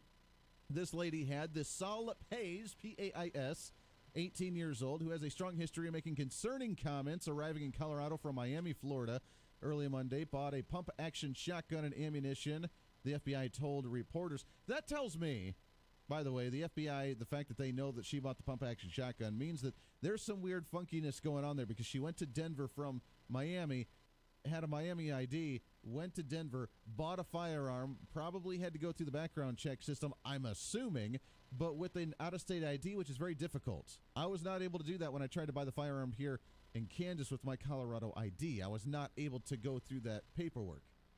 Maybe that's just a Kansas thing. Maybe Colorado doesn't have that law, but they did just place in their red flag laws, and they have more stringent laws than what we do here. But the fact that she was infatuated with the 1999 Columbine massacre is very troubling to me, and we'll continue to follow that story. It's crazy how they can find information on this lady just like that. One day later, they have all this information on her for making all these crazy accusations and for her doing crazy things and for her being infatuated with crazy stuff. That's just scary to me. And the fact the FBI is already involved and already knew she bought a pump-action shotgun means that they were following somehow, and probably the red flag popped up when she tried to do the background check. So, I don't know. It's very strange. We'll continue to follow that one. Until then, though, let's do some drama in Kansas. What do you say? Today in Kansas. All right, I'm ready. Yeah, baby. So, as you may have heard on Monday, we had State Treasurer Jake LaTurner on the program as he's doing the for Tax Day, which hopefully everybody got through Tax Day and is all said and done with that garbage. Because, hey, you got to pay your fair share, man. Got to pay your fair share to the government. But State Treasurer Jake LaTurner was on Tax Day trying to loosen the burden of Tax Day to do a reminder that there is unclaimed property at the state level of millions of dollars that we could claim from utility stuff and things from when you moved away and property, whatever else that you can claim. And if you haven't done that, then you need to do that. And he was doing that awareness. Well, he's been in the news lately as well because of his run for the U.S. Senate, which he was the first one to announce his run for the Senate seat. Then we had Senate President Susan Wagle, who hasn't officially announced yet, but has mentioned that she is looking into it and considering it strongly. Then you heard about some other potential candidates in there as well. Well, there was some drama as of a couple days ago with Jake LaTurner running for the U.S. Senate seat and one of our state legislators. I like drama because that makes my show very fun and makes my job entertaining. But I don't know if we need to go down this road. This is kind of like, the whole firing squad within the Republican ranks. Let me get your thoughts on this. Here's the story from the Kansas City Star. Kansas Treasurer Jake LaTurner called a state GOP senator and fellow Republican cowardly after he tweeted out Friday. Senator Gene Suellentrop, which we've been working on getting on the program, he is the head of the committee in the Senate that could potentially kill Medicaid expansion when they go back in a couple of weeks. But Gene Suellentrop of Wichita stood by his comments that he tweeted. Now, I went on to the tweet and I could not find the comment, so maybe he was deleted, maybe I just didn't see it, but I tried to go on there and it was not there any longer. But here's what he had to say. Jake LaTurner needs to drop the race for Senate. Jake needs to be at home helping raise his young children. reading to them before bedtime, helping to coach their sporting activities. It's not your time, Jake. Whoa. Not your time. Now, whether they have a personal vendetta against one another, I don't know. Whether he just thinks he's too young and he's got the growing kids and he's got the young family, then, I don't know. Maybe he thinks that maybe it's a little bit more of an elitist position of, it's not your time. You need to spend about 30 years in politics. Then you're qualified to run for Senate. Now, if it is that kind of sentiment, I would strongly disagree with that. But again, the tweet, Jake Letourneau needs to drop out of the race for Senate. Jake needs to be at home, helping raise his young children, reading to them before bedtime, helping to coach their sporting activities. It's not your time, Jake. Now, Treasurer Jake Letourneau came out and said that's a cowardly position and went after him for that. Jake Letourneau, 31 years old, has 4 children, responded back, Gene, these comments are offensive, cowardly, and beneath you. From what I understand, you and your wife have raised 4 great-grandchildren. That's why Susan and I are trying to do as well. They raised 4 great children. That's what Susan and I are trying to do as well, according to this. So a little bit sparring back and forth. Is this an attack on a elitist standpoint, saying that you need to be in politics for a really, really, really long time before you even qualified or allowed to run for a Senate seat? Or is this just the, hey, look at what I missed out because I was involved in politics at a young age. I missed a lot of my family, and I encourage you to step down because it's not what you want. You don't need the heat. You don't need the pressure. You don't need this. Don't need that. Spend time with the family and just do your thing. I don't know. I have a hard time with that kind of comment. That's kind of like being in radio, and they're saying, Andy, you shouldn't do a political talk show because you're only 30. You're only in your late 20s. You're only in your mid-20s. You don't know enough about the world. We're not going to take you seriously, and you're not good at what you do because you're too young to quite understand about the world. Need some world experience yet. And that's why it's very, and honestly, there is that stigma out there. I got to be honest, I've come across that a lot throughout my career trying to get into radio because this is what I'm passionate about. This is what I do. This is what I'm good at, is talking politics. Understanding, going deeper, trying to unveil the layers of the onion, trying to do the little bit research and dig further into it. That's what I enjoy. So I think I'm relatively good at it, but a lot of people listen to it and some do and just be like, yeah, the guy's too young, doesn't know what he's talking about, jerk. And that could potentially happen. So is that what's going on here? You're too young, Jake Letourneau. You shouldn't be running for the U.S. Senate. You're a treasurer. You're doing well. You were a state senator. Now you're a state treasurer. You're taking care of your family. It's not your time. Stay out of it. Is it the elitist mentality of, no, you know what? You haven't paid your dues in politics yet, which that would be grossly inaccurate if that were the case, because anybody should be able to run for office if they choose to do so, whether it's a state. I've been told, I was like, I'm going to throw around the idea for running for, not here, I haven't really, but in Colorado, I was looking at running for office at some point. And no, Andy, you shouldn't jump right into trying to run for the state Senate seat. You're not ready for that. You need to run for like city council first. I don't want to do city council. I want to do the state Senate. Well, you're just not ready for that. If I have the money and if I have the campaign and if I had the PR, then you know what? Maybe I could try and do a run for that. Not that I would, but, you know, just throwing it out philosophically. Anybody should be able to run for a seat in political office if they choose to do so. So I want to put this, try and find the context of what Gene Solentrop's trying to get at here. Was it because the fact that he's just young and he's not experienced and he doesn't have the years of experience of politics under his belt to where, you know what, it's not your time. I would be more qualified doing this because I've been in politics for the last 40, 50 years and I'm doing it and I'm enjoying it? Or is it just because, hey, there's too much pressure, man, from one friend to another, stay out of it, don't do it, stay home with the family and just enjoy because it's too much and you don't want to go down that road? If it's the fatherly figure looking out for you, then I would be one, if I was in Jake's shoes, I'd be like, yeah, okay, thanks. I'll take that into consideration, but I'm also looking at my career, and this is the career that I want to go down to try and help my country and do my thing. So thanks, I appreciate it, but I'm going to go ahead and do this. If it's saying, hey, you're not elitist enough, you're not in the system long enough, you're growing too fastly, we're not going to allow you to do that, it's not your time yet because I've been here in here for 30 years and it's now my time kind of thing, then you know what, sorry, too bad, so sad, but there's no reason why we need to have an elitist position here. We have individuals that have never been in political office looking at running for the Senate seat, and I hope some of them get it. Donald Trump had never been in a political seat in any way, shape, or form, and he is now president of the United States. And for many Republican establishment elites, the inner circles, that drives them nuts. That's why we have so many anti-Trumpers even within the Republican side. because that drives them nuts that someone who's never been in politics was able to beat someone so established like Hillary Clinton, was so established like Jeb Bush, was so established like John Kasich or Marco Rubio or even Ted Cruz, that they were Ted Cruz wasn't really an insider or an establishment guy in any way, shape, or form, but the ones that have been in office for a long time, they should know how to play the political game, not Donald Trump. Because I don't think there are some within the Republican ranks even, especially in the Democrat ranks, but even in the Republican ranks, I don't think that there are some that quite understand the times are changing and that the average Joe Schmo, you and I, is finally standing up and saying we're frustrated. We see some really dumb things going on.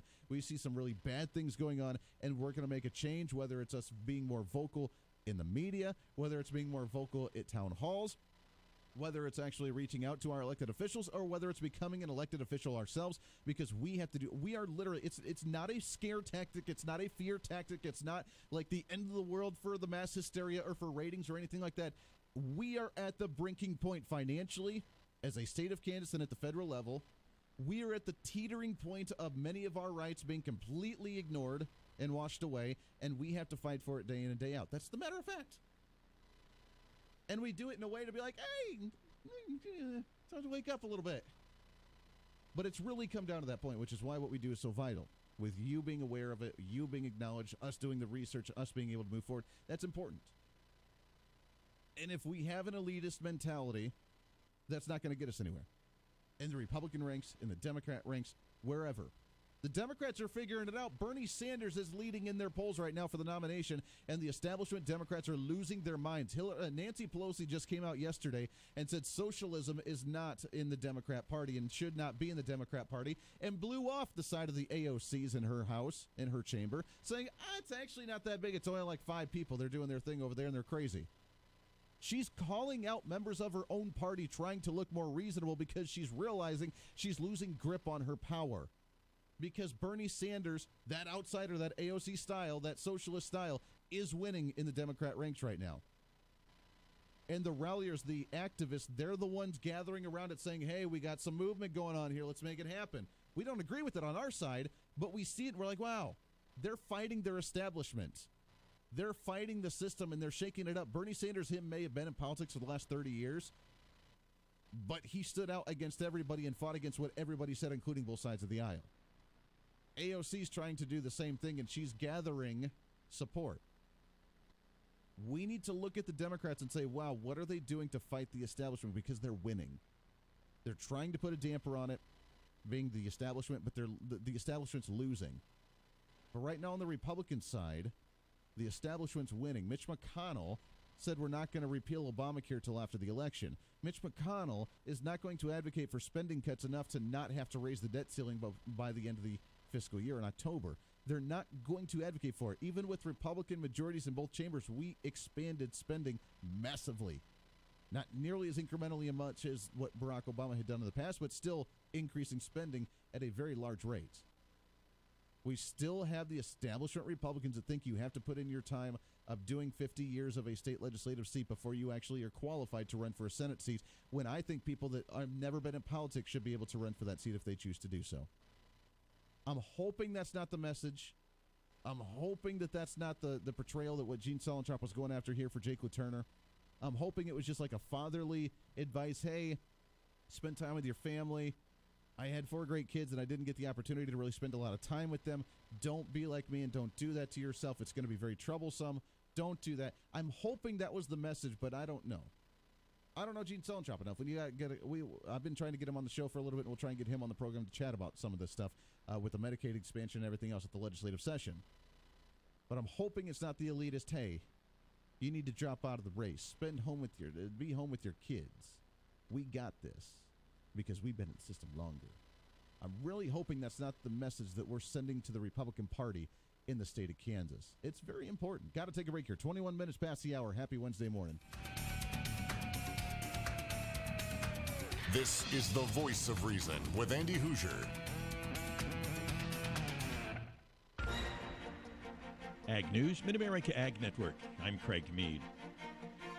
Well, the pork industry says a trade deal with Japan cannot come soon enough. National Pork Producers Trade Chief Nick Giordano says as the United States and Japan open new trade talks this week, his industry is already losing market share in its most important market. We're 2 tariff cuts behind the 8 ball with the CPTPP competitors, which include both our North American neighbors, Canada and Mexico, and others. Australia ships to Japan, Chile ships to Japan, and so on. And then you've got the European Union, another huge competitor. Their deal with the EU was implemented on February 1st. The U.S. is pushing for a quick deal with Japan. Giordano says the pork industry does not want to play catch-up with its competitors, but wants the most favorable rate now. Soil temperature report brought to you by the Kansas Corn Growers Association and Abilene Machine. Ag producers around the country depend on Abilene Machine for high-quality ag replacement parts at the lowest possible prices. Call 800-255-0337 for new remanufactured and recycled parts for planters and drills, tractors, combines, and more, or order online at AbileneMachine.com. Finally starting to see some warmer temperatures across the Central Plains and northern Nebraska, still stuck in the upper 30s and low 40s. Some of the southeast corner of the state, though, this morning checks in at 50 and 51 degrees. Most of eastern Kansas, 57, 58 degrees this morning as of 7 a.m. Western sections of Kansas, 51 and 52 degrees. The northern tier of counties in Oklahoma checks in at 58 and 59 degrees. One pocket in far northeast Oklahoma is at 60 and 61 degrees this morning. These are 4-inch soil depth temperatures as of 7 a.m. So finally beginning to warm up here across the Central Plains. Soil temperature report brought to you by the Kansas Corn Growers Association and Abilene Machine on Mid-America Ag Network. We've got the 411 on some interesting home trends that may fit your needs. Hi, it's James Carey inviting you to join us this week at On the House to learn more about what's in your remodeling future. On the House with the Carey Brothers. Saturday evenings 5 to 8 on the Big Talker, KQAM. Brought to you by Croft Lumber.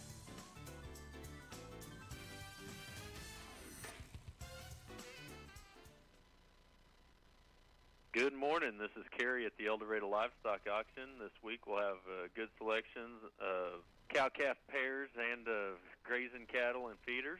Some of our featured consignments this week are 10 first-calf black heifer pairs to have Gardner Angus sired calves by their side. There'd also be 10 3-year-old pairs that came from the same place. The storage would be the same on the calves there.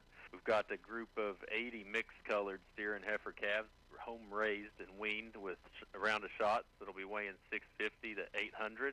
We'll have a group of 63 Charolais cross heifers that'll be off the wheat, weighing 825 to 850, and we'll have a group of 180 black steers that'll be weighing 850 to 9. If you have any consignments you'd like to give us or any questions for us, give us a call at 316-320-3212, and you can see a full consignment list on our website, www.eldoradolivestock.com. This is John Sidoric with Heartland Avionics at Augusta Municipal Airport. With a $500 rebate available from the federal government for your ADSB installation, the mad rush is on.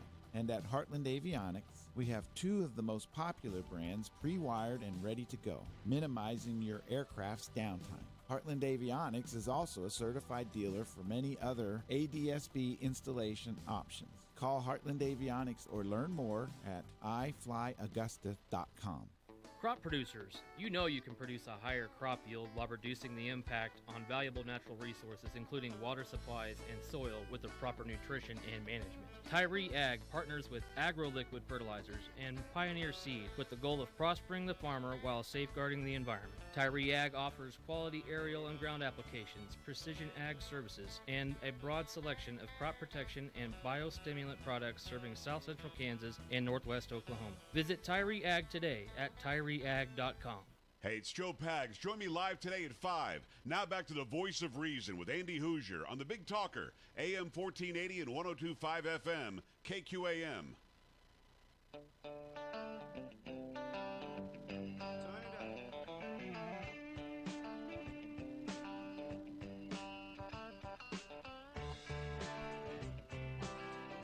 This half hour of the broadcast is brought to you by Countryside Motors. It is just a short drive down the turnpike for big savings, baby. Come on, you're not going to save like this anywhere else. Make sure to check out the Buick and Chevy vehicles, cars and trucks, the Polaris, Hustler, ATV, and turf equipment. It's Countryside Motors, Wellington, Kansas.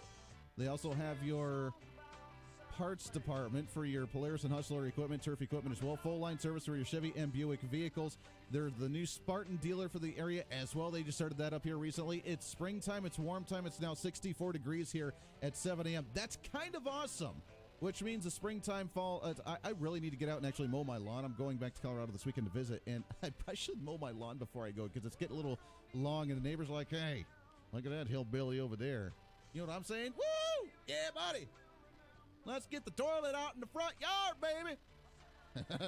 I love it. But I should probably mow that because, you know, the springtime projects or outdoor projects are actually here now. And you can do that with Countryside Motors. Visit them down south, Wellington, Kansas. Countryside Motors, online at countrysidemotors.net. Again, countrysidemotors.net. We appreciate very much with them partnering up with us here on The Voice of Reason. As we talk about the depthness of the way the news is today and the details of what's going on in the world, we need to be aware of the fact that you need to verify. Trust, don't even trust, but just verify. There's so much crazy stuff in the world today that can you really, truly, honestly feel like you're getting the accurate information? What we try to do on the show is we try and actually show the details and the facts and the stats that I bring along here, which tries to enforce the ideas that I have. And people disagree with that, and we love that. We try to embrace that as well and discuss about it, which is why we had on numerous times like James Thompson, one of the most progressive guys in the area, because we wanted to do that. And let's talk about different ideas. But as we see the establishment trying to keep us down, and unfortunately it's on both sides of the aisle. When the establishment tries to keep us down, the ruling class mentality comes into play. Now, I don't know if you're aware of this or not. Big shocking news for you here, for everybody that may not be aware of this, as we do not live in a caste system. We do not live in a democracy, which all the politicians love to use that term. We do not live in a democracy in any way, shape, or form. We do not live in a monarchy where you had the king, you had the ruling class, you put your trust in them to take care of you, and you just go about your day and don't think about anything else. If that were the case, we could go back to the Middle Ages. And maybe this is the trend of society and humanity that we go through, the ups and downs of saying, oh, we're too tired to actually worry about this stuff. We don't want to care about it. Just the ruling class take care of it for us. And when we have an issue, we'll come to you and tell you to fix it. But you give up your rights that way. We don't do that. We live in a republic. We live in a representative government. We live in a way that you can have a voice any way you want to. Run for office. Make some phone calls. Send some emails. Call up a radio show. Run for office. Do something yourself. Make something happen, baby. Why? Because we have the right to do so, and no one's going to take that away from us. When we come back, bottom of the hour news, Sedgwick County Commissioner Jim Howell joining us right here on the show. Stay tuned. Make it work some way, and every step it makes us stronger. Here's the latest from the KQAM News Center. Denver area schools are closed today as authorities search for a woman who flew into the city from Florida and bought a gun after becoming infatuated with the mass shooting at Columbine High School.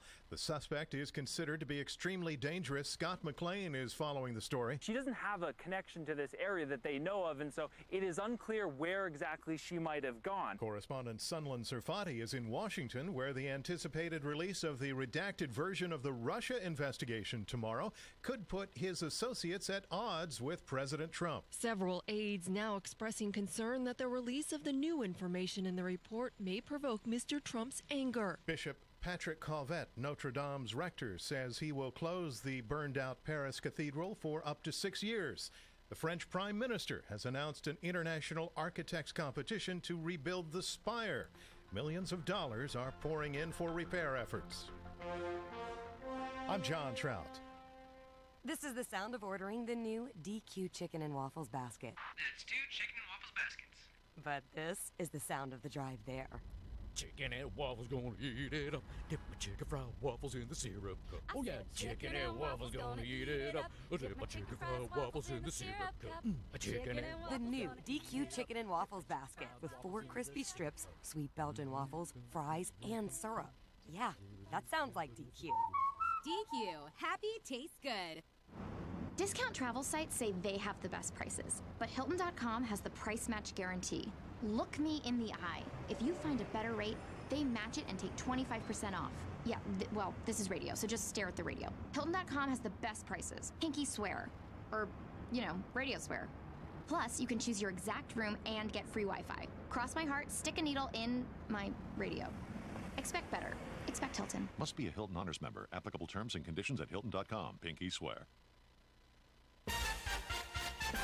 Kansas Mid-America Network News. Child welfare authorities in Wichita had received abuse reports about a Wichita couple whose 3-year-old son was found dead in a crib last Thursday at their mobile home, where a baby was also found in critical condition. Authorities found the body of Zayden Zavanovich wrapped in a blanket inside a crib. Police said Zayden suffered obvious injuries, but they did not elaborate. The Wichita Eagle reports that the boy's mother, 22-year-old Brandy Marchant, and father, 28-year-old Patrick Jovanovich, both made their first court appearances yesterday. Both remain in the Sedgwick County Jail in lieu of a $200,000 bond each. Governor Laura Kelly has signed a new bill she says will make voting easier in Kansas. House substitute for Senate Bill 130 will give county election officials the discretion to allow all registered voters to cast their ballot at any polling place in their county on Election Day. Mid-America Network News. Ag producer, get a jump on spring equipment efficiency now in your downtime with MJ's Truck Repair of Mound Ridge. Now's the time for farm machinery downtime maintenance and diagnostic services. So when the crops are ready to go into the fields, you're ready to get going. With diesel engines our specialty, MJ's also takes pride in superior gas engine repair and custom work on all implements. MJ's Truck Repair, under the big American flag off I-135 in Mound Ridge. Here's some simple math for you. Chevy cars and trucks just cost less at Countryside Motors in Wellington. You want the best price on a Silverado in Kansas or Oklahoma? Check out Countryside Motors in Wellington. Are you looking for that perfect SUV? They have the great selection of Buick Enclaves, Envisions, and Encores, again, at the best prices anywhere. Countryside Motors in Wellington. Folks, it's simple math. For the best prices on cars and trucks, check out Countryside Motors in Wellington. Online at countrysidemotors.net. Simple math. Best prices. Come on out to the country and save. Countryside Motors in Wellington, Kansas. This is Casey from eGraphics in Wichita. Are you tired of being blinded by the sun while driving? We say don't squint, tint. eGraphics is Wichita's undisputed leader in vehicle graphics and window tint. We have a number of options to cut down on glare, reduce interior sun fade damage, and keep your ride cooler and more comfortable. Stop by eGraphics Tuesday through Friday, 8 to 5, Saturdays by appointment. eGraphics, 220 South Washington. Call 262-8468 or see us at egraf-x.com. Here's your latest forecast on the Big Talker KQAM for this morning. Partly sunny and 80, winds up to 20 miles an hour. Scattered showers and storms tonight, mainly after 4. Some of the storms could be severe. Periods of showers and storms for tonight. Low around 48 with winds gusting to 30 miles an hour. I'm Amp Harrell, and that's your latest forecast on Wichita's big station, the Big Talker, AM 1480 and 102.5 FM KQAM. At 7:35, it's currently 64 degrees.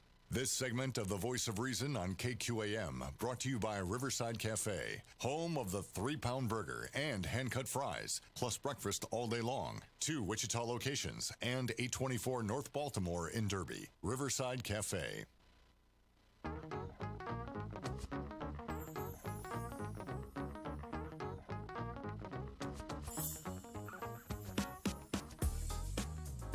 It's time for some common sense, sanity, and reason. You can't handle the truth. This is The Voice of Reason with Andy Hoosier. That's the way we roll. Welcome in, 35 minutes past the hour. Great to have you along for the ride today, waking you up each and every day the best way we know how to do so. And we love it each and every day as well. 316-721-8255, 316-721-TALK on the Shocker Pool hotlines.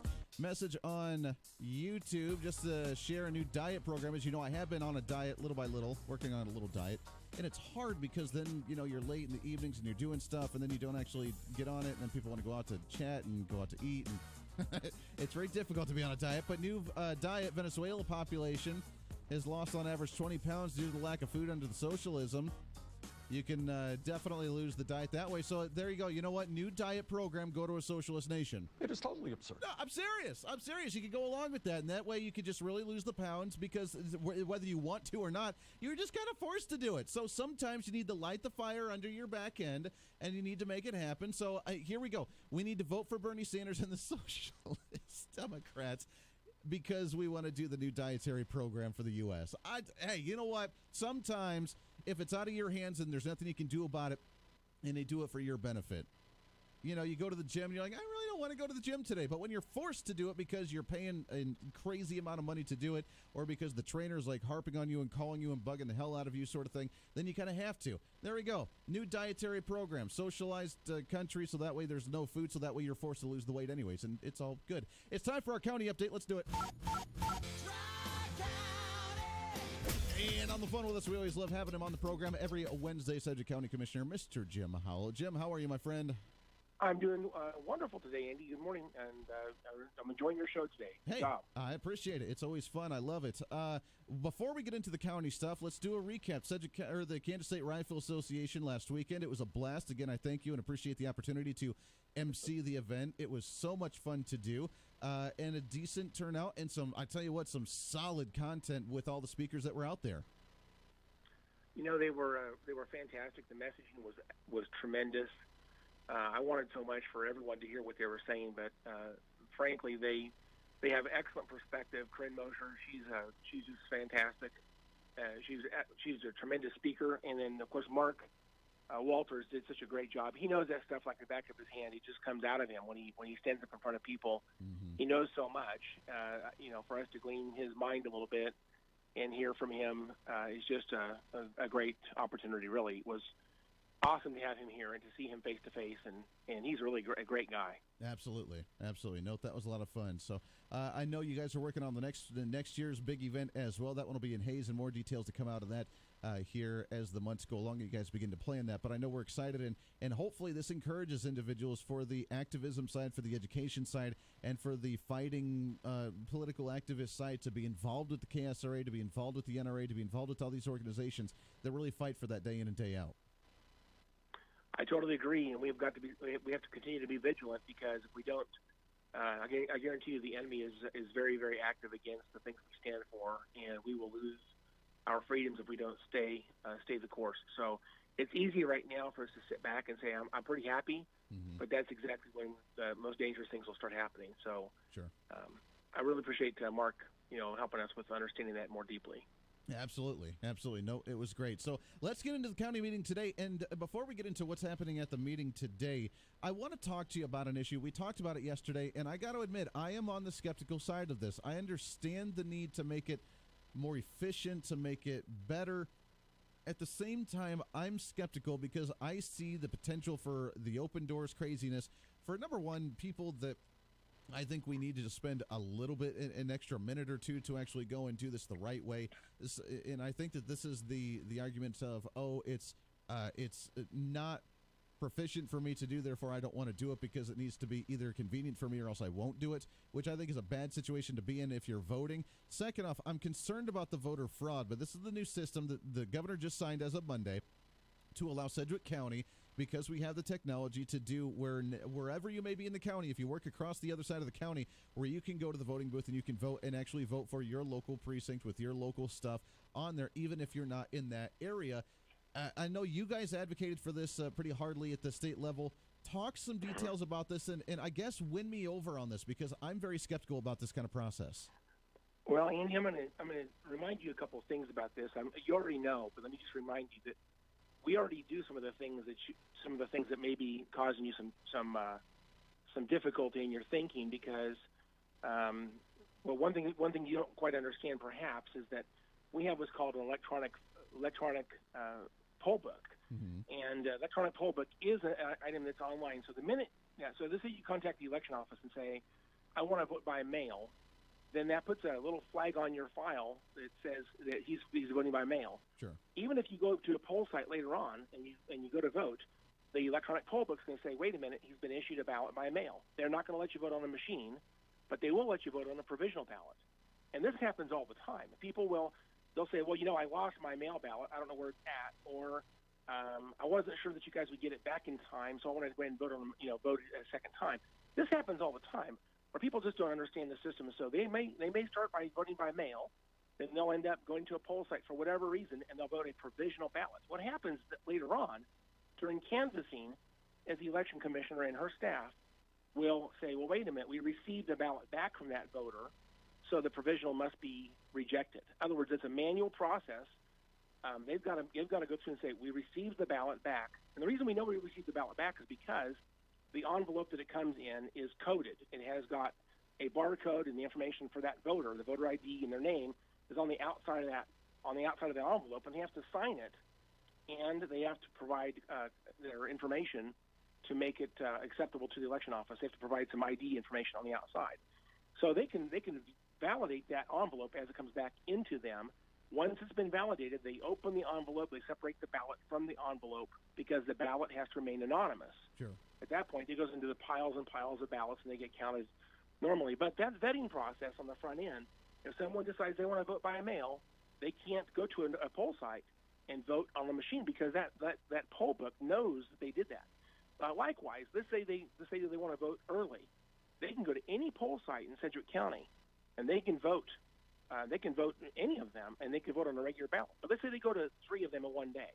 They go to the first one, they vote, they check on the electronic poll site, and they vote on a machine. They go to the second one, they're going to say, wait a minute, you already voted.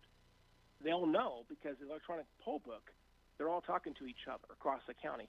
There's 3 parts of voting. The first part is checking in, and that's where you have to show your ID and provide your credentials, and they want to validate that you're a registered voter, that you have the right to vote, and they want to know where your address is so they can get you the right ballot style. That's the checking in part. Then you might remember they give you a little receipt, and on that receipt has the ballot style. When I use the word ballot style, it means based on where you live, you have all the various offices that you're going to vote on based on where you live. And so that's a unique ballot style. And there's about 300 different ballot styles across the county. It depends on what race this is or, what election this is. But across Sedgwick County, we may have as many as 300 different ballot styles. And so before Election Day, let's say you go to Derby and you want to vote at the early poll site in Derby. Check in, and they can bring up your ballot style where you live in North Wichita. And there'll be all the races you're supposed to vote on. Now, if you decide to vote a second time somewhere else, you want to go someplace else and scan the system, they're going to know that you already voted. Now, here's what's going to interesting thing that's going to happen. They actually won't turn you away, but they'll make you vote a provisional. If you want to continue to go down this process, we never, it's our policy, we never tell anybody no. But if there's ever a concern whether someone's a legitimate voter or a rightful voter, or in some cases people try to vote, they'll vote one place and they're not sure it worked, and they go someplace else to try again. Every time they vote subsequently, whether it be from the mail, they voted by mail or they voted in a poll site, whatever happens after that, if they decide they want to do this again, they're automatically going to be given a provisional ballot where it's going to be sorted out after the election stuff is complete. And what happens whatever was the first vote in for that voter, if it was a mail ballot or if it was a machine ballot, whichever is, by the way, if they're issued a mail ballot, they're never going to be allowed to vote on a machine unless they bring that ballot to a poll site. I think that's a caveat, but the reality is we want to make sure that each voter only has a chance to vote one time. And so this electronic poll book, the checking in part, is the part that makes that possible. But once you've checked in and you're a legitimate voter, we want you to be able to vote on your ballot, wherever that happens to be. So you already know this, Andy, but before Election Day, you can go anywhere in the county and vote on your ballot. Sure. This is already happening. And you could theoretically, based on what you said yesterday, you could go from site to site and try this over and over. I mean, you could theoretically do that. But they're going to catch you because the electronic poll books all talk to each other. And, by the way, this law we passed is permissive. It is not a mandate. It simply says if we have the equipment that can do this, then it allows us to offer this as a option to our voters. We don't have to do this, but it is a convenience. And so there's people, and I'll just say this, the last big election we had, the gubernatorial election, we had 1,100 ballots came in where people voted in the wrong poll site. So here's what happened. Because they went to the wrong poll site, they were not allowed to vote by a machine. They were forced to vote on a provisional ballot, which is, it looks like a traditional paper ballot, but they've got to fill out the ballot, and some of the races they vote on aren't going to count because they're not getting the proper ballot. And so then they put that into an envelope, and they put all the information on the outside of the envelope as to why this is a provisional ballot. And when that goes to the election office, they'll review that, and they'll say, this person voted in the wrong poll site, so it has to be partially counted. So now they have to manually count that ballot. Half of the ballot will be counted, and part of it will be thrown away. It's a terrible process. And so we had 1,100 ballots last time where people voted in the wrong site. Here's another thing you talked about. You say, well, I always voted a certain place. You need to understand sometimes our poll sites change. There's all kinds of reasons why poll sites change. Sometimes APA says we can no longer use a poll site. Maybe we were allowed to use a certain church, but that church decided to tell us no this time. So we had to move it to a different location. This happens all the time. And when someone has a signed poll site, if it changes, we have to send them a letter in the mail. But sometimes people don't get their mail. And so they end up going to the wrong poll site. And then they get frustrated, and they just say, I don't know how to vote. I'm not sure where I'm going to go. And they go to someplace else. This happens all the time. And the reality is sometimes people just don't have a chance to get to their poll site because they're working late that day, didn't plan ahead. They should have done a mail ballot or whatever, but they got caught, and now it's the end of the day on Election Day, and they want to vote, so they go to the nearest poll site, they vote a partial ballot on a provisional. The reality is this kind of thing happens all the time. And so the way to solve this, since we have the equipment that says you can check in, and once you check in, we know you've been allowed to vote. You're never going to be allowed to vote on a regular process on that election. And if you decide you want to vote again or vote anyway, it goes to any subsequent effort to vote is going to go to a provisional ballot and will be sorted out. And that voter will only be afforded one chance to vote. The other thing about this is, which I think makes me feel better, our equipment has been designed to be audited, and we pushed very hard last year for an audit bill. And so far, we've gotten started on auditing, and it's working fantastic, where they actually do a manual recount between the ballots and the machines to make sure everything matches up, and it does. The other thing that makes me feel really good about this is that for a poll site, any one poll site, you want to make sure that the total number of ballots cast at that poll site is equal to or less than the number of people who checked in. Now, if it was the other way around, I would have huge concerns. But sometimes people will check in and they'll cast a no-vote ballot. In other words, they checked in, they want to be counted as one who voted, but they don't fill out anything on the ballot. They actually put in a blank ballot. It does happen. They actually do that? And so they do, believe it or not. And so what's the point of even go to the precinct? That would drive me nuts. Why would you do that and say, yeah, I'm here, I'm going to check in, but I'm not going to vote for anything? It's certainly you're right. Sometimes people don't vote on certain races. You might say, I don't know about this race, I'm not going to vote on that race. Sure. But there are people who will not vote on certain races or not even vote on the entire ballot. It happens. Wow. And that's called they actually track that statistic specifically. But the reality is, as long as the number of people who check in matches the number of ballots we have, we're good to go. And we know who checked in. We keep track of that very closely. In fact, if you ever want to check your voting record, it's really kind of cool.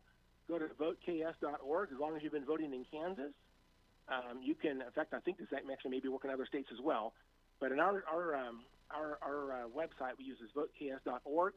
Type in your information about your name and your birth date, and you can see all the times you voted, because this is actually public record.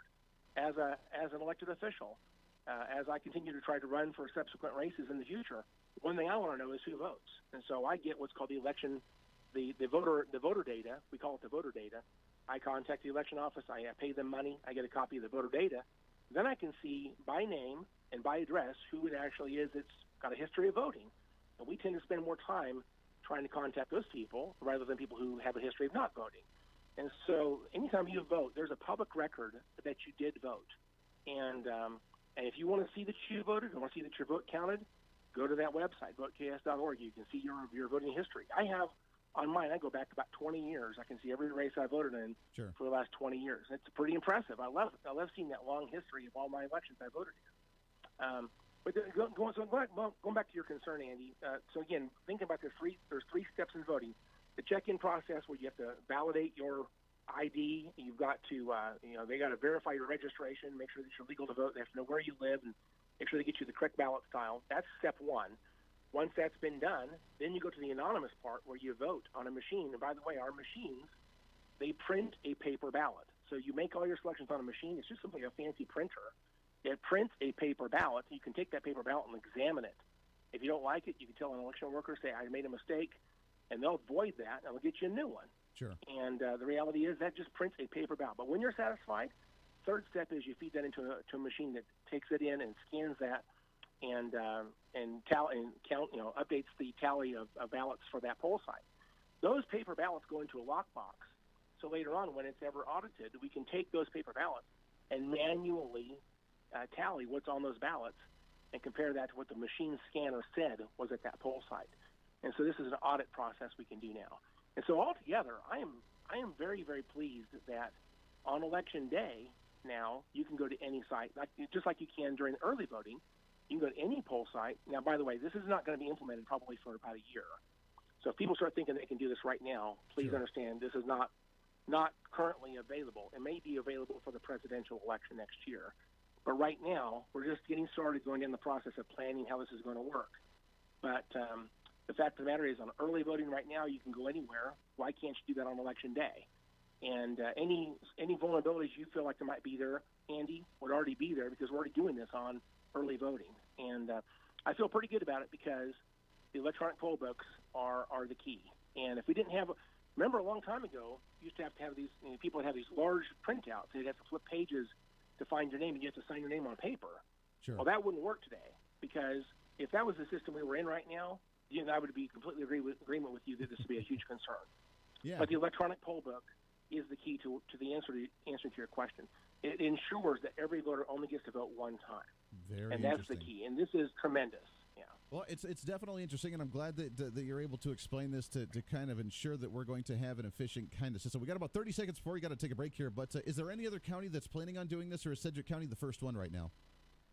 We are the first one. There are some other counties that have the equipment that can do it, and if they choose to do that, that's up to them. Nobody's going to be forced to do it, but I do think this is going to reduce our number of provisional ballots and should help people who have difficulty getting to a poll site.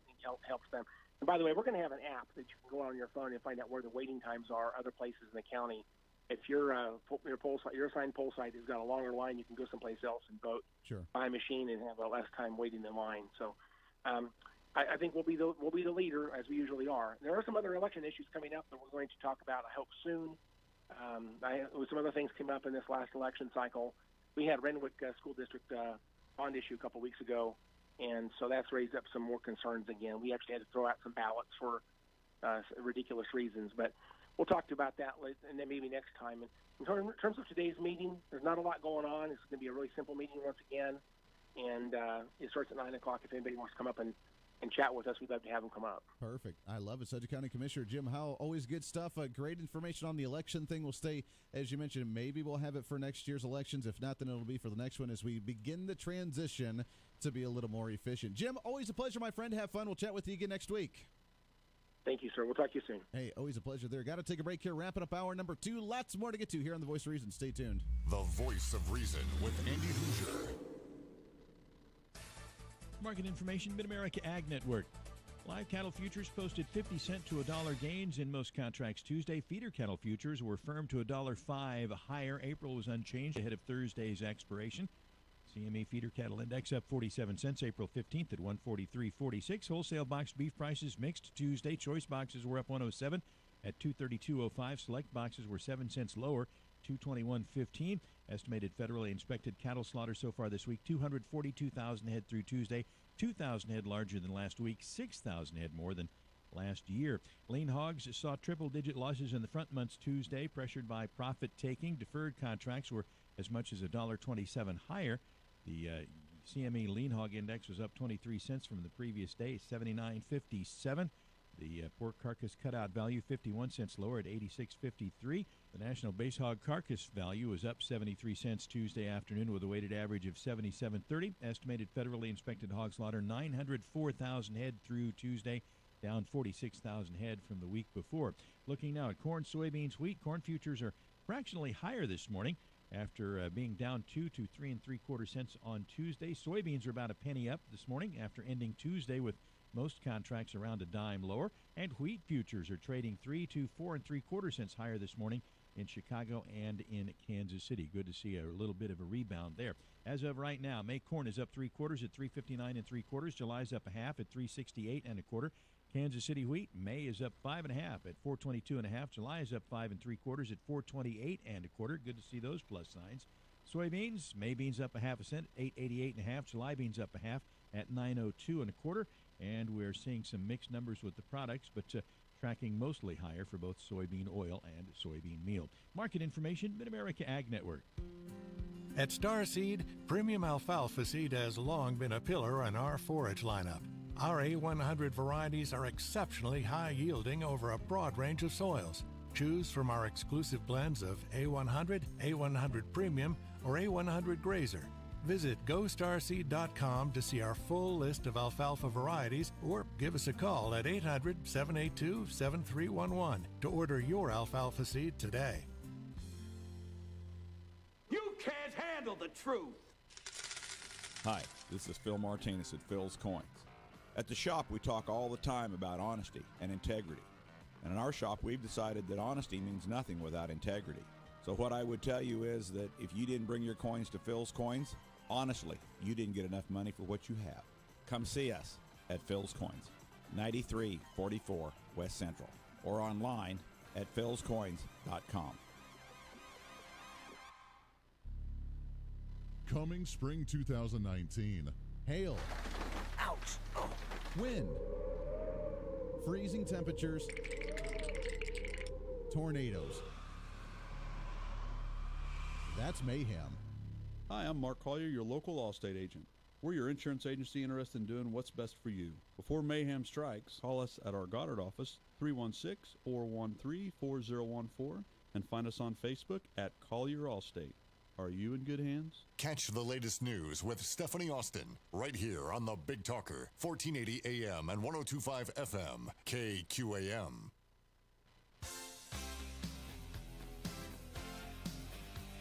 Interesting information, isn't it? Interesting information. The election stuff, still a little skeptical, but it makes me feel a little bit better. At least we'd have some type of efficient system. It's whether we can make that efficient so that way we can say, hey, there's no fraud going on with our elections. It's going to be a big thing. If this starts catching on, other counties will start doing it as they begin to grow. Other places in the country will already start doing this if they're not already. Then we'll see a lot of drastic changes when it comes to the election cycle, and maybe more efficient, maybe a little more complicated. I don't know. When we come back, hour number 3, we're going to shift gears just for a second as we talk to an international etiquette and modern manners expert, also founder of the firm Access to Culture. We're going to chat with Sharon about Easter holiday and how we can enjoy the holiday for everybody. We'll do that when we come back, plus more of your phone calls on hour number 3 of The Voice of Reason.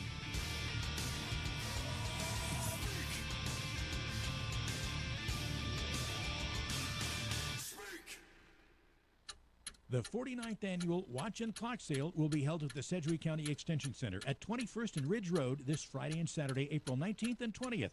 Friday hours are 5 to 8 p.m. and 8 a.m. to 2 p.m. on Saturday, with clock and watch dealers from a 6-state area. Admission is just $2. Along with clocks and watches, there will be a nice selection of antique jewelry, pocket knives, and fountain pens. The 49th Annual Watch and Clock Sale this Friday and Saturday at the Sedgwick County Extension Center at 21st and North Ridge Road. If you're a contractor or a do-it-yourselfer, you owe it to yourself to shop Croft Lumber of Heston. Of course there's lumber. And there's roofing and siding. And the renowned custom covered cabinets. Drywall and insulation. Just price Croft Lumber of Heston. Chances are, if you price Croft Lumber, you'll be done shopping. And free delivery within 50 miles. Croft Lumber of Heston. 800-736-4951. 800-736-4951. Online at kropflumber.com. This is a Steckline Communications station, K273CX, FM 102.5, and AM 1480 KQAM, Wichita proud. It's time for your latest news from the KQAM News Center, brought to you by Heartland Avionics and JD Aviation, your aircraft maintenance partners at Augusta Municipal Airport. Learn more at iflyaugusta.com.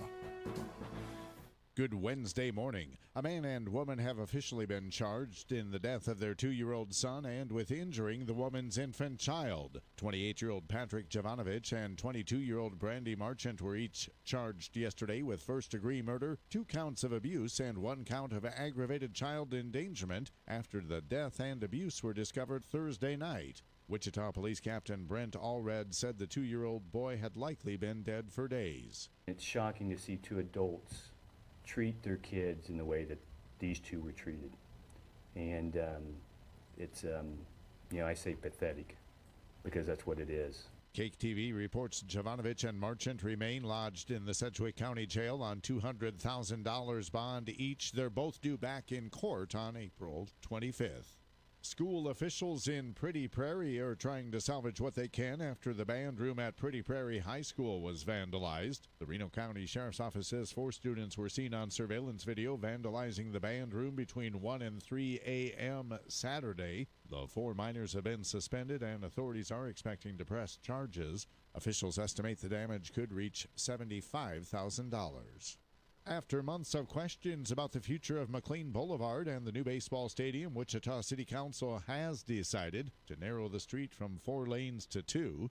Officials say space saved by the narrowing would be used to further develop the land nearest the river. Severe weather a possibility this afternoon in south central Kansas. Cake TV meteorologist Frank Waugh lays it out for us. Look for those storms to fire up roughly between, say, 4 and 6 p.m. Large hail, possibly as big as 2 inches possible. Wind gusts to 60 miles per hour. Tornado threat's low, but it's not zero. And then as we head into the overnight, torrential rainfall could even lead to some isolated flash flooding. Frank says after highs today near 80, look for 60s tomorrow. I'm Rick Everett. Now sports. The Kansas City Royals have lost 2 in a row now to the Chicago White Sox, getting beat last night 5-1. The Chicago White Sox can make it a clean sweep today as they wrap up the series. A 1:10 first pitch. Brad Keller will get the start for Kansas City. The rumor started about a month ago that Bill Self may be leaving the University of Kansas to head to the NBA. The coach addressed that situation in a press conference. But I'm totally happy right now, and I'm not going anywhere. From the sports desk, I'm Doug Downs. Pride Ag Ace Hardware of Mays, the store that takes pride in serving you just south of K96 on North Mays Road in Mays, interrupts their regular commercial schedule for this important message. Pride Ag Ace Hardware invites you to Milwaukee Tool Demo Day on Saturday, April 27th. Come on out to Pride Ag Ace and see demonstrations of the best power tools and hand tools your money can buy. Milwaukee, that's Saturday, April 27th at Pride Ag Ace, 5204 North Mays Road. Pride Ag Ace Hardware of Mays. Riverside Cafe is more than just great comfort foods. Riverside Cafe has amazing fresh salads, daily hand-breaded fresh catfish, and chicken strips. Burgers. Burger. The best in the business, and even veggie burgers for the healthy eaters. Riverside Cafe, breakfast all day, every day, daily specials, homemade hand-cut fries, fried chicken Fridays, and kids eat free Monday through Friday when each child accompanies a paying adult. Riverside Cafe, open till 8 Monday through Saturday, open till 2 Sunday afternoons, 2 Wichita locations, and 824 North Baltimore in Derby. Autocraft is proud to call Wichita home for 40 years. We are local and family owned. We believe using locally owned businesses is important to maintaining a healthy community. Local faces being there for you long after the job is done. Autocraft uses local suppliers whenever possible. Eco-friendly products, giving back to local charities, putting that extra smile on someone's face. Autocraft invites you to join us to keep it local. So let's work together to grow a strong and healthy community. Be sure to visit us at autocraftinc.com. The latest news from the Big Talker, KQAM. Denver area schools are closed today as authorities search for a woman who flew into the city from Florida and bought a gun after becoming infatuated with the mass shooting at Columbine High School. The suspect is considered to be extremely dangerous. Scott McLean is following the story. She doesn't have a connection to this area that they know of, and so it is unclear where exactly she might have gone. Correspondent Sunlan Serfati is in Washington, where the anticipated release of the redacted version of the Russia investigation tomorrow could put his associates at odds with President Trump. Several aides now expressing concern that the release of the new information in the report may provoke Mr. Trump's anger. Bishop Patrick Calvet, Notre Dame's rector, says he will close the burned-out Paris Cathedral for up to 6 years. The French Prime Minister has announced an international architects competition to rebuild the spire. Millions of dollars are pouring in for repair efforts. I'm John Trout. Your local weather on KQAM, brought to you by Jewelry Savers. Conveniently located off K96 on Greenwich Road. The Kansas trusted jewelry source since 1971. Jewelry Savers.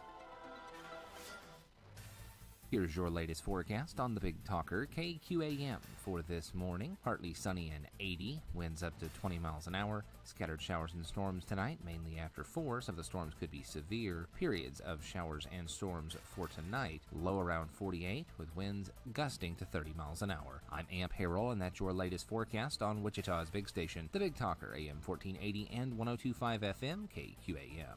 At 8:06, it's currently 64 degrees. Join me for Armed American Radio live Sunday at 7 right here on the Big Talker, KQAM.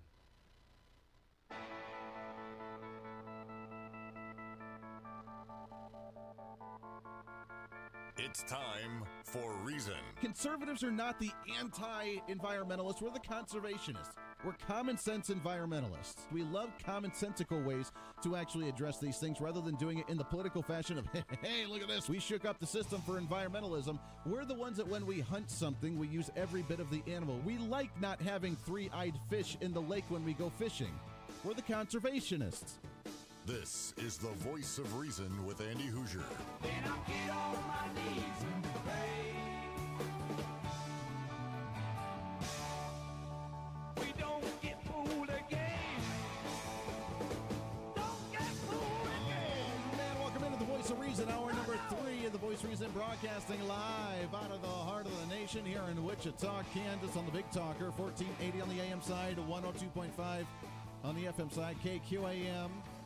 Simulcasting on YouTube. Go to youtube.com, find KQAM. We are rocking and rolling, making it happen, having more fun than what we should be each and every day, and it's an honor to have you along for the ride. 316-721-8255, 316-721-TALK. Not able to get a hold of Sharon Schweitzer. We'll try and get her on the show maybe before the end of the program. If not, then we'll just reschedule it. But it's going to be we're going to be a fun conversation, as she is an international etiquette and manners expert. I don't even know what that means other than learning maybe the culture and tradition of different cultures and different nations, which would be really fascinating. I love that. I mean, I remember there were some different definite traits and cultural differences between when I went to Sri Lanka, which I went in, 2005, summer of 2005.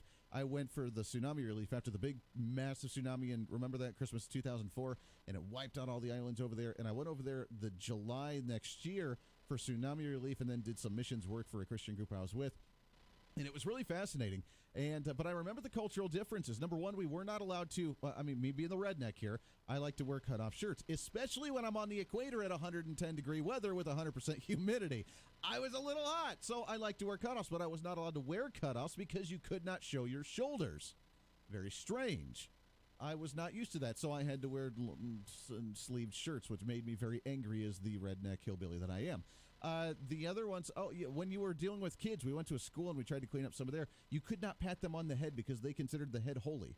You could not touch the head or touch the feet. I don't know why we want to touch the kid's foot, but I did not touch the kid's feet. So you could, because we were playing Duck, Duck, Goose. We were playing with these kids, and they were just fascinated with us, and we were running around having a good time. So there were some really interesting, different cultural differences. If sometimes you do like the point the finger and come here kind of motion with your finger. If you do that with your finger pointing up, apparently that means that they're in trouble and that you're mad at them. You have to do it downwards, which is very strange with your fingers pointing down for the come hither. I had no idea. I had to learn that one as well. Apparently, when you get mad at them, they look at the ground and they smile, which I kind of do that myself. I kind of smirk and giggle when I either am in really a lot of pain. My wife laughs at me because every once in a while I have a bum knee, and whenever the weather changes, the pressure changes, my knee just kills me. But it hurts so bad that I start laughing. Or when I used to get in trouble with my dad really bad, I used to start smirking and laughing because that was my instinct. But in their culture, apparently that's what they do, is that when they get in trouble in Sri Lanka and someone's mad at them, they begin to smirk and laugh and look at the ground. And then you get more angry because you're like, what the heck, man? I'm yelling at you and you're laughing at me. But some of the weird cultural differences. So she's an international cultural etiquette person, manners person. So we'll try and get her back on the show. I think it would be a fascinating conversation to have with her. But until then, we have plenty other stuff to get to, and it's open line to you. And then for this hour, since she wasn't able to join at 316-721-8255, 316-721-TALK. Let's do a Kansas update, shall we? Today in Kansas. All right, I'm ready. You know what? It's all right. We didn't get around because we got plenty of stuff to talk about. One of these hat tip to the Kansas policy, the Sentinel, sentinelksmo.org, where they track a lot of the tax rates, a lot of the spending habits state by state. And overall, for the rich state, poor state study that's done every single year, Kansas has historically been number 15, directly smack dab in the middle of the pack for the most part. And I think that we would think that we're kind of floating around there and we're doing relatively well for rich states / poor states. Are we rich or are we poor? And predominantly we've been on the positive half of that. And we're starting to do well, and usually businesses are growing to some degree. I know evil, terrible Brownback hat tip for all the crazy, ones that despise him. Here's your trigger warning is that, we were right around 15th of the pack, not necessarily at the top, but we were good, decent. We were okay. We were growing. We had businesses. We had the LLC tax breaks for businesses. We had a tax plan where we were going towards the path to zero.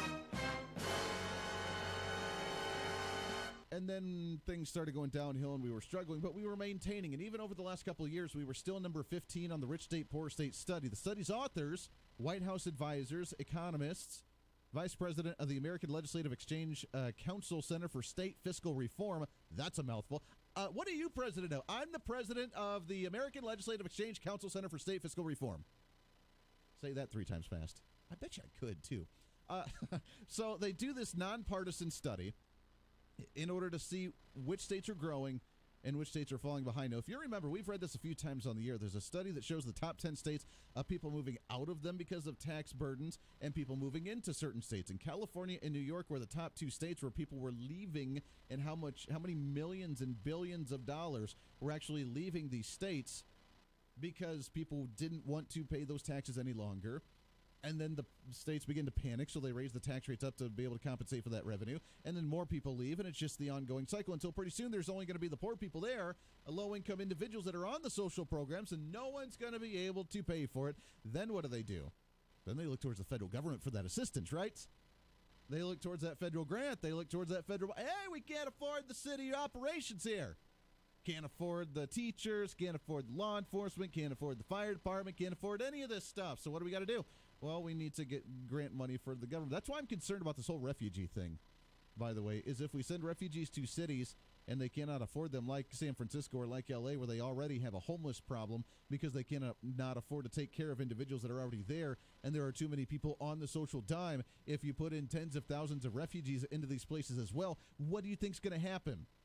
They're either going to branch out to other places where we don't want them illegally, or they're going to ask government for subsidies to take care of them and start new initiatives and programs, and your taxpayer money is going to subsidize them anyway. So I don't like this idea of the whole sending the refugees to sanctuary cities. It's fun to jab at the Democrats, but I don't like that mindset.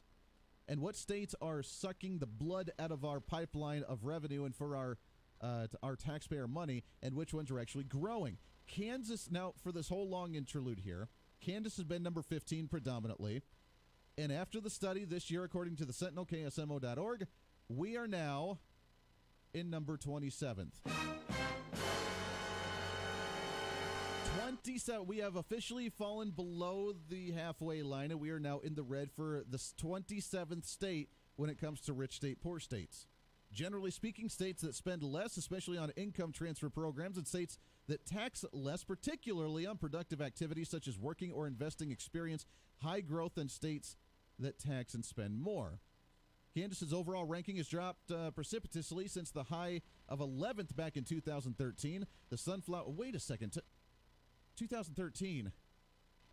Was that during the Brownback era? Did I remember? That wasn't just in the... That was like in the middle of the Brownback era, right? That was right before his re-election in, what was it, 2014, I'm guessing? Yeah. That was in the middle. We were number 11, growing. That was right after the largest tax reform in the path towards zero. We were doing well. Crazy. Okay, just a side note there. The Sunflower State's economic outlook improves after lawmakers cut taxes in 2012, but a series of tax increases, including the reversal of the 2012 income tax cuts, caused ranking drops. In 2019, the state ranked 27th. Williams said much of the report recorded on Kansas's tax cuts need correcting. Tax cuts aren't the problem. Spending is. So now we have, imagine this, and with this news, one after the other, Governor Kelly's got to be getting pretty drained on this stuff, and she's trying to figure out how to defend this. And this is not a knock on her. This is just the reality of it. She's had month after month after month so far since she's been in office of the tax receipts lower than projected since she's been in office. It has not been where she wanted to. Corporate tax rates have been up because we got rid of the write-offs for taxes for businesses to be able to write off their stuff for taxes, so they would have to pay more. So when you raise the rate, obviously you're going to get more. So that one went up. Sales tax for consumption went down, which means people are spending less money because those rates have not changed. People are just spending less money, and that's a problem. And now with the growth of small business, with the growth of corporations, with the idea of what we looked at with Senate Bill 22 in the state for the 1% sales tax reduction and the tax breaks for international corporations that could potentially invest here in the state of Kansas, that is not the direction that we seem to be going. We seem to be going the other side because we don't want to cut taxes. Again, it's that rock and the hard place, the tug of war. Do we want the economy to grow, or do we want to say we hate corporations and businesses? Which direction do we want to go? And it's really that simple. Release the tax burden on business, big and small, and let them flourish. Put the tax burden onto them, and look what happens. We've gone from 2 years ago when we did the largest tax increase in state history, and we repealed the tax, not the tax loopholes, but the tax write-offs and the tax breaks that we gave to corporations and LLCs.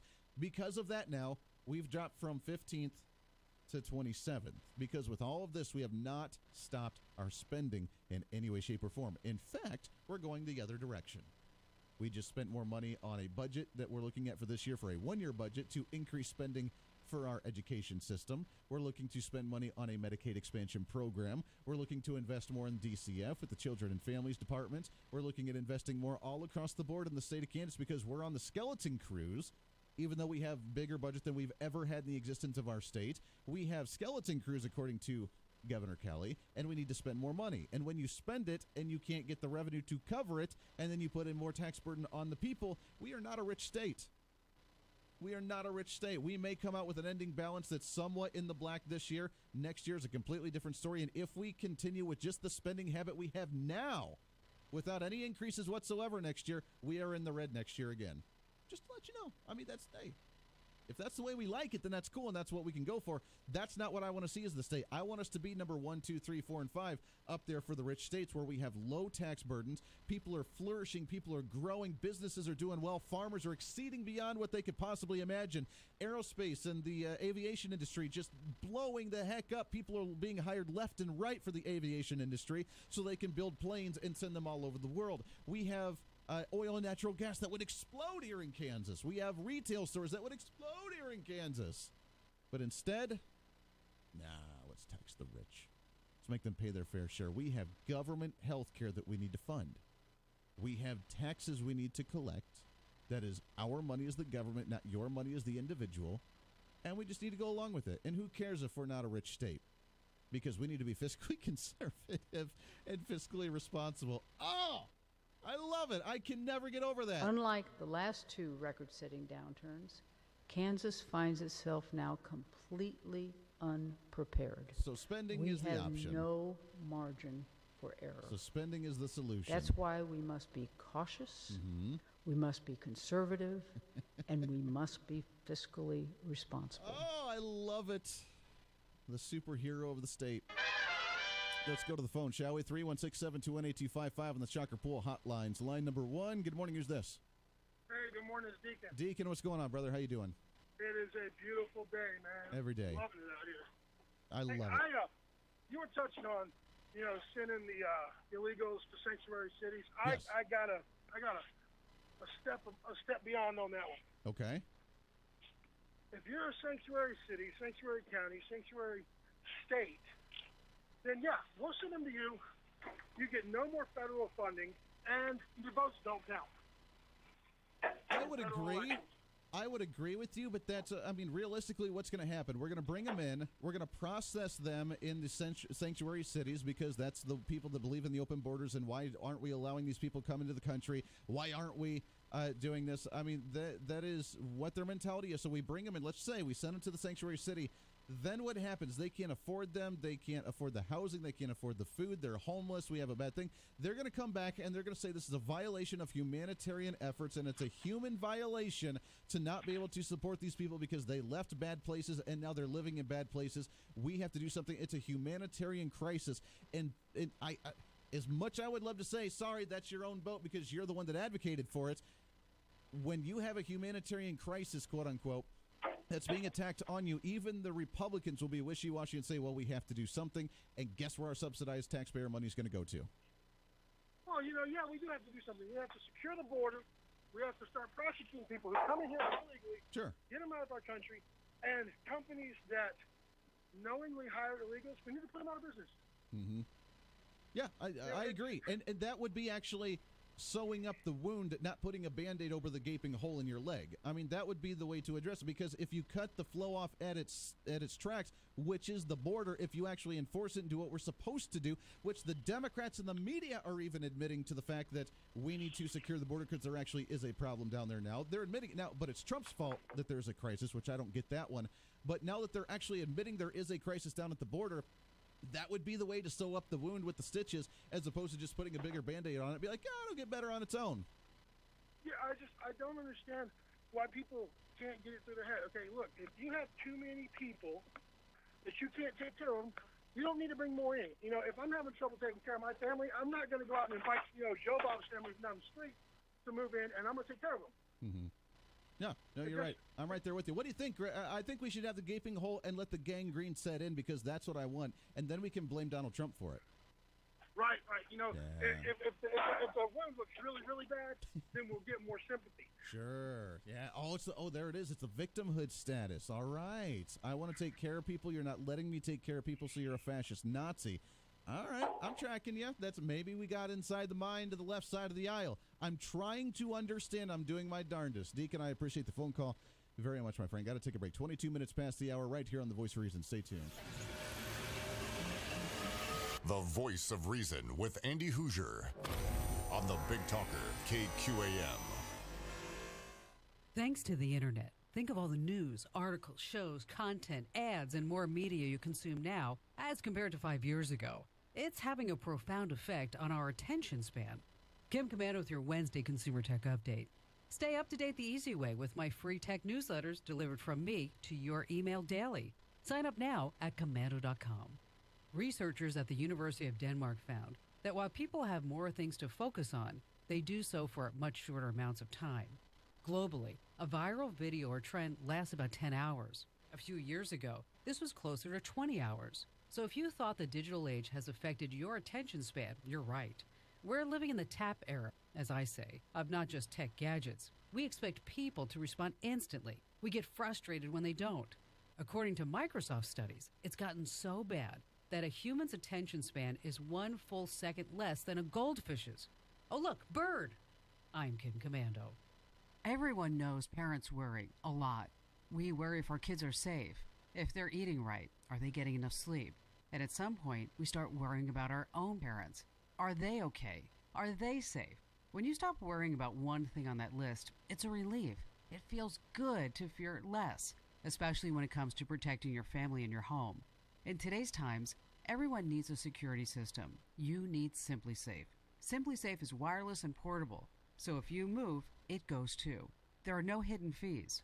Once you order the system, it's yours, with the option to pay the low $14.99 per month for 24/7 monitoring. There's no contract. SimpliSafe doesn't do contracts, and they're giving my listeners a 60-day money-back guarantee. That means you get to try the entire security system in your home for 2 months. Order yours today at simplysafekim.com and get free shipping, free returns, and a 60-day money-back guarantee. That's simplysafekim.com. Hi ladies, it's Tiffany, talking about my all-time favorite flooring store, Jabbar's Flooring Outlet. You've heard of Jabbar's Flooring for years. They have the largest selection of carpet, tile, wood, and all your favorite floor coverings in the state. What I really like is the gallery and their design team. Refresh your space this spring at Jabbar's. Take it from me, ladies, a real shopper. Someone who loves a great deal and super quality. See Jabbar's for your new floors. Like they say, the smartest shoppers shop Jabbar's.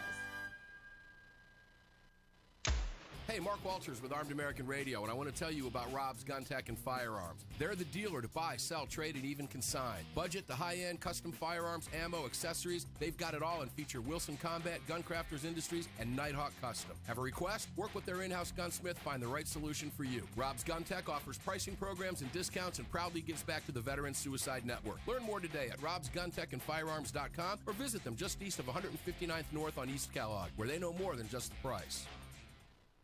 The Miller Minute with Dennis Miller. I want to talk about the tragedy at the Cathedral, Notre Dame, in Paris. I remember reading a quote once by the film director Vittoria De Sica, who told Sophia Loren, a tearful Sophia Loren, after she'd had all her jewelry stolen out of a hotel room she was staying in, to quit crying. He said, "You don't cry over things that can't cry about you." This tested that more than anything I've seen, obviously, in my life. 9/11 was just a disaster, Pearl Harbor. This was just a building. Nobody appears to be lost, but such a beautiful antiquity, such a reminder of the indomitable nature of man that it truly was sad to watch. I was a little disturbed when Shepard Smith shut down a French official who was theorizing about what could have caused this. And he said, "Not on my watch," as the man espoused possible terrorism. And I thought, well, why is it okay to castigate the Renault crew when you don't really know, but not terrorism when you don't really know? Follow the story, Shepard. And that's the minute. I'm Dennis Miller. This story is called The Ugly Truth About Timeshare. If you think you've done your family a favor by buying a timeshare, you need my help. Hello, I'm Chuck McDowell, CEO and founder of Wesley Financial Group. 10 years ago, I started helping folks cancel their timeshare contracts, and in the process started what's now called the timeshare cancellation industry. Timeshare is the only thing that you can buy that you can't tell me how much it's going to cost or when it's going to end. When you buy a timeshare, you give them a blank check to fill out any amount they want for annual maintenance and assessment fees. Sound crazy? The crazy thing is, this never ends.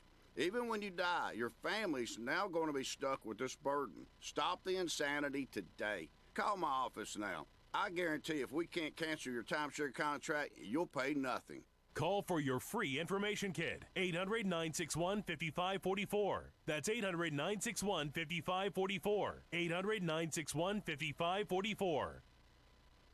Join me for The Dana Show here on the Big Talker, KQAM 1480 AM and 102.5 FM.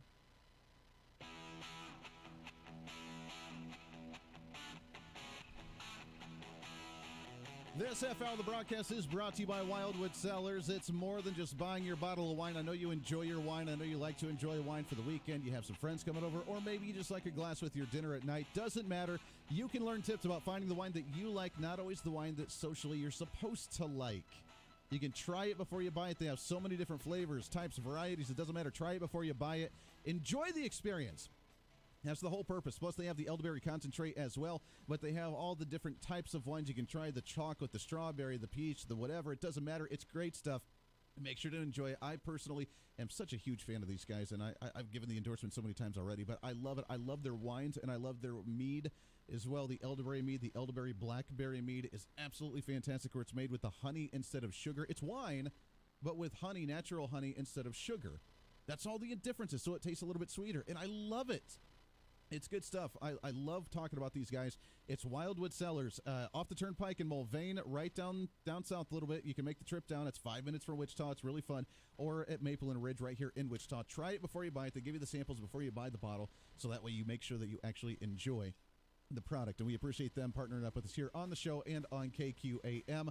When we come back, open lines to you for the last half hour of the program. We got more to get to here. We have the immigration debate. We have the shooting potential disaster going on in Denver with the school and the Columbine fascination that some have. We also have where's our taxpayer money going with the number of refugees and the percentage of them that actually receive social programs, and the new health kick. I'm sensing a new Voice of Reason product line.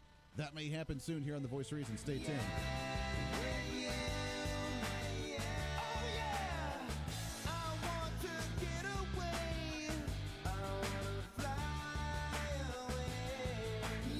Now back to the KQAM News Desk.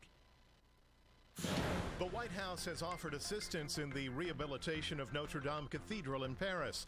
U.S. Ambassador to France, Jamie McCourt, says it's unclear what that assistance may look like. I think everyone's waiting to see what's really needed after it's determined what is going to happen with the rebuild, what support exactly, what will be needed. A redacted version of Robert Mueller's report is expected to be released tomorrow. Attorney General Barr's summary of the Russia investigation was released last month. The summary found no collusion, but did not absolve the president of obstruction of justice. Still, President Trump viewed the letter as exoneration and tweeted, "No collusion, no obstruction." We have no idea what's in the report. That's Congressman Jimmy Gomez of California. That's why the Democrats have been calling out that this report should be released with no redactions with supporting documents. Linda Kenyon, Washington.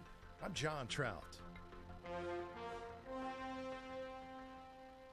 At Indeed, we understand that when it comes to hiring, it's important to have a large talent pool to choose from. But sometimes too many good options can be overwhelming. That's why Indeed doesn't just give you access to a large pool of job seekers. We also offer screener tools that let you instantly narrow down your search. Hone in on hiring with Indeed. Increase your visibility to great candidates with the free sponsored job upgrade on your first job posting at Indeed.com/promo. The sponsored job upgrade is a $50 sponsored job credit. Users are charged once the credit is spent or it expires. Terms, conditions, and quality standards apply.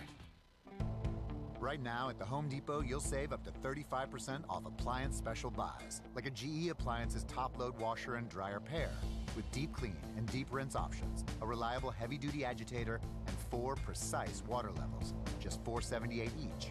Wash, dry, save, repeat. Today is the day for doing, with Spring Black Friday savings now at the Home Depot. More saving, more doing. U.S. only while supplies last. Gas dryer extra. See store for details. Valid through April 17th.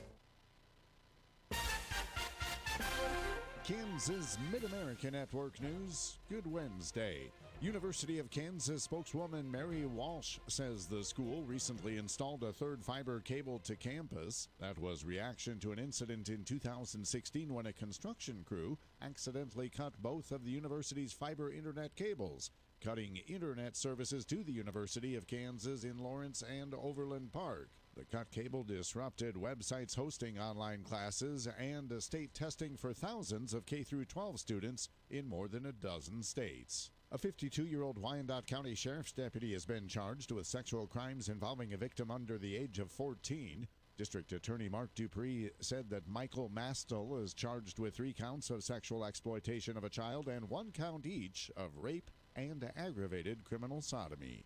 And forecasters say Kansas could see some bumpy weather this afternoon. Mid-American Network News. Coming spring 2019. Hail. Ouch. Oh. Wind. Freezing temperatures. Tornadoes. That's mayhem. Hi, I'm Mark Collier, your local Allstate agent. We're your insurance agency interested in doing what's best for you. Before mayhem strikes, call us at our Goddard office, 316-413-4014, and find us on Facebook at Collier Allstate. Are you in good hands? The 49th Annual Watch and Clock Sale will be held at the Sedgwick County Extension Center at 21st and Ridge Road this Friday and Saturday, April 19th and 20th. Friday hours are 5 to 8 p.m. and 8 a.m. to 2 p.m. on Saturday, with clock and watch dealers from a 6-state area. Admission is just $2. Along with clocks and watches, there will be a nice selection of antique jewelry, pocket knives, and fountain pens. The 49th Annual Watch and Clock Sale this Friday and Saturday at the Sedgwick County Extension Center at 21st and North Ridge Road. Over 340 years of roofing experience, and that's just the management and estimating team. It's no wonder Ray Roofing is one of the most successful roofing companies in Kansas. As a 6th-generation family-owned business, Ray Roofing specializes in built-up, modified, cold-applied, EPDM, TPO, and tapered roofing systems. Whether the structure roof is commercial, sheet metal, or flat residential, Ray Roofing was founded on the belief that a roof is only as good as the roofer applying it. Ray Roofing, online at WRAYroofing.com. Here's your latest forecast on the Big Talker KQAM for this morning. Partly sunny and 80, winds up to 20 miles an hour. Scattered showers and storms tonight, mainly after 4. Some of the storms could be severe. Periods of showers and storms for tonight. Low around 48 with winds gusting to 30 miles an hour. I'm Amp Harrell, and that's your latest forecast on Wichita's big station, the Big Talker, AM 1480 and 102.5 FM KQAM. At 8:35, it's currently 64 degrees. I'm America's Digital Pro, Kim Commando. Join me for the Kim Commando Show Sunday right here on the Big Talker KQAM Wichita.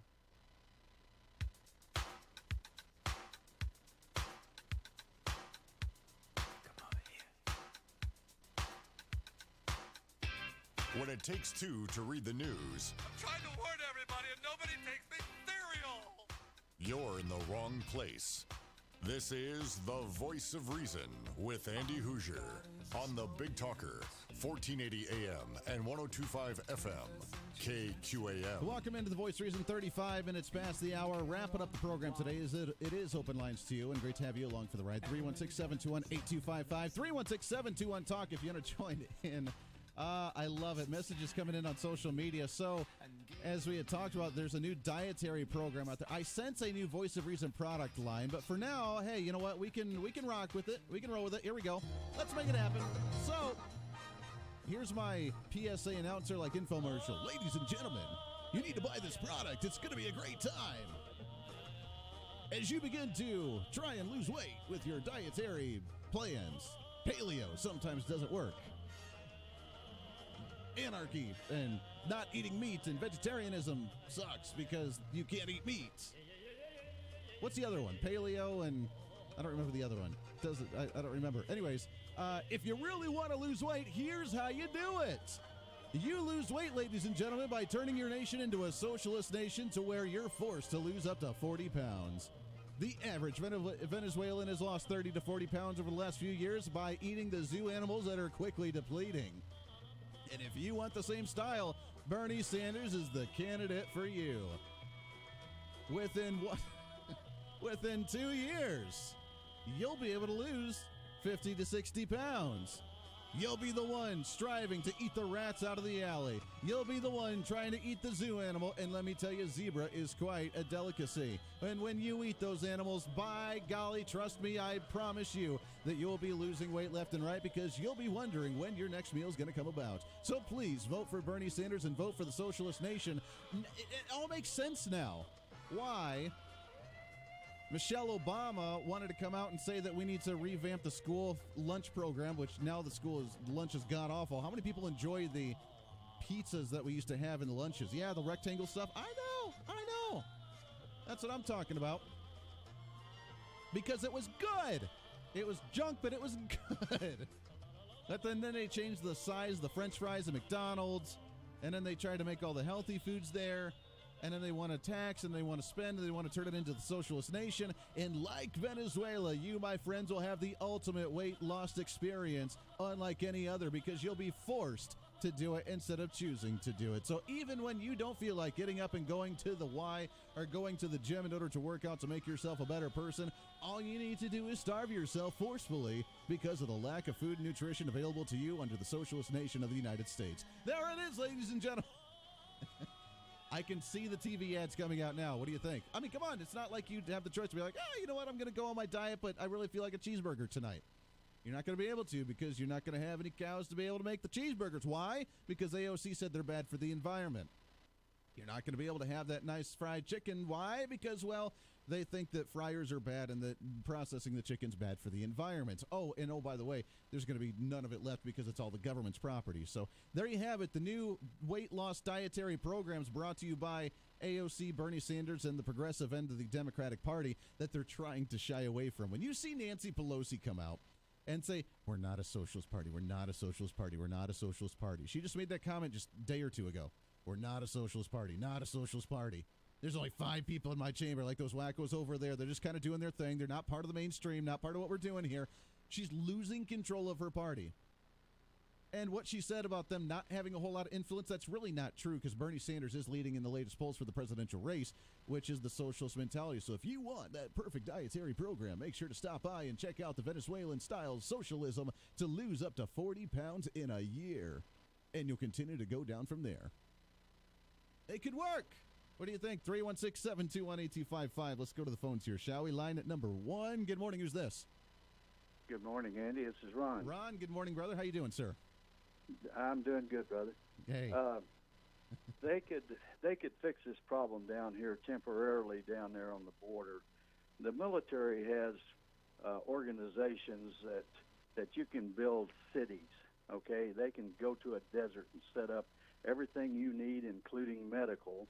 Okay, they have the Air Force has the Red Horse, they call it. The Navy has Seabees. The Army has engineers, and they can set up a complete base and operate there. And what they could do is go down there and set up these places where they're having these massive crossings on the border, and they can bring in medical, set up a mobile hospital.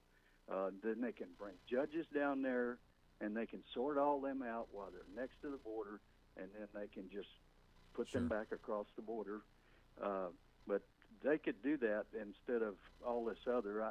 I understand. I'd like to spank the Democrats in these socialist cities, that sanctuary cities, but the big thing is we need to turn them back at the most opportune time, which is right at the border. Exactly. Yeah. Why give them the opportunity to go farther into the country? So you're with me saying that as much as it would be fun to, kind of jab it into the back of the Democrats in the sanctuary cities, bringing the refugees and bringing the illegal aliens into these cities, that's going to be bad for the long term in the nation. That's not a good idea. Yeah, because once they get into these big cities, they're going to get lost. Yeah. You know what the crazy part is talking about that, bringing more judges down there, having some buildings down there, letting them stay there, and at least let them be processed so that way we can contain it. We can contain the outbreak, essentially, and then decide, okay, either you're going to come into the country or send them back. That's exactly what Chris Kobach just talked about a week ago on Lou Dobbs on Fox News. Then Bernie Sanders comes out to his town hall just 2 days ago and says, oh, yeah, this is what I want to do. I want to bring more judges down there and do this. So they're stealing the conservative idea of, hey, let's actually address the issue here, and then saying that we're the ones that just hate immigrants and we don't want to do anything. I don't understand how they can get away with this. Yeah, like I said, there's the easier fix than, like I said, I'd like to spank them, but we need to address the problem. Exactly. I'm right there with you. Ron, I appreciate it, my friend, very much so, and always a pleasure to chat with you. Absolutely. 316-721-8255. Line number 2, let's go to it here. Good morning. Who's this? This is Eddie. Eddie, good morning, sir. How are we doing? I'm fine. I heard you talking about the lynchers. I believe, and I could be mistaken, but I'm almost positive that Wichita school system has abandoned Michelle Obama's they're going the other way, then. They're saying, yeah, we're not going to go down that. I think they did that at the beginning of the year because they discovered that the children. It was terrible. I know, and they were just throwing away so much food on. And so I believe, and if a person corrects me, that's fine. But I believe that the Wichita school system has abandoned that because it just, some old crazy ass woman can get up there and say, "I order the schools to do this."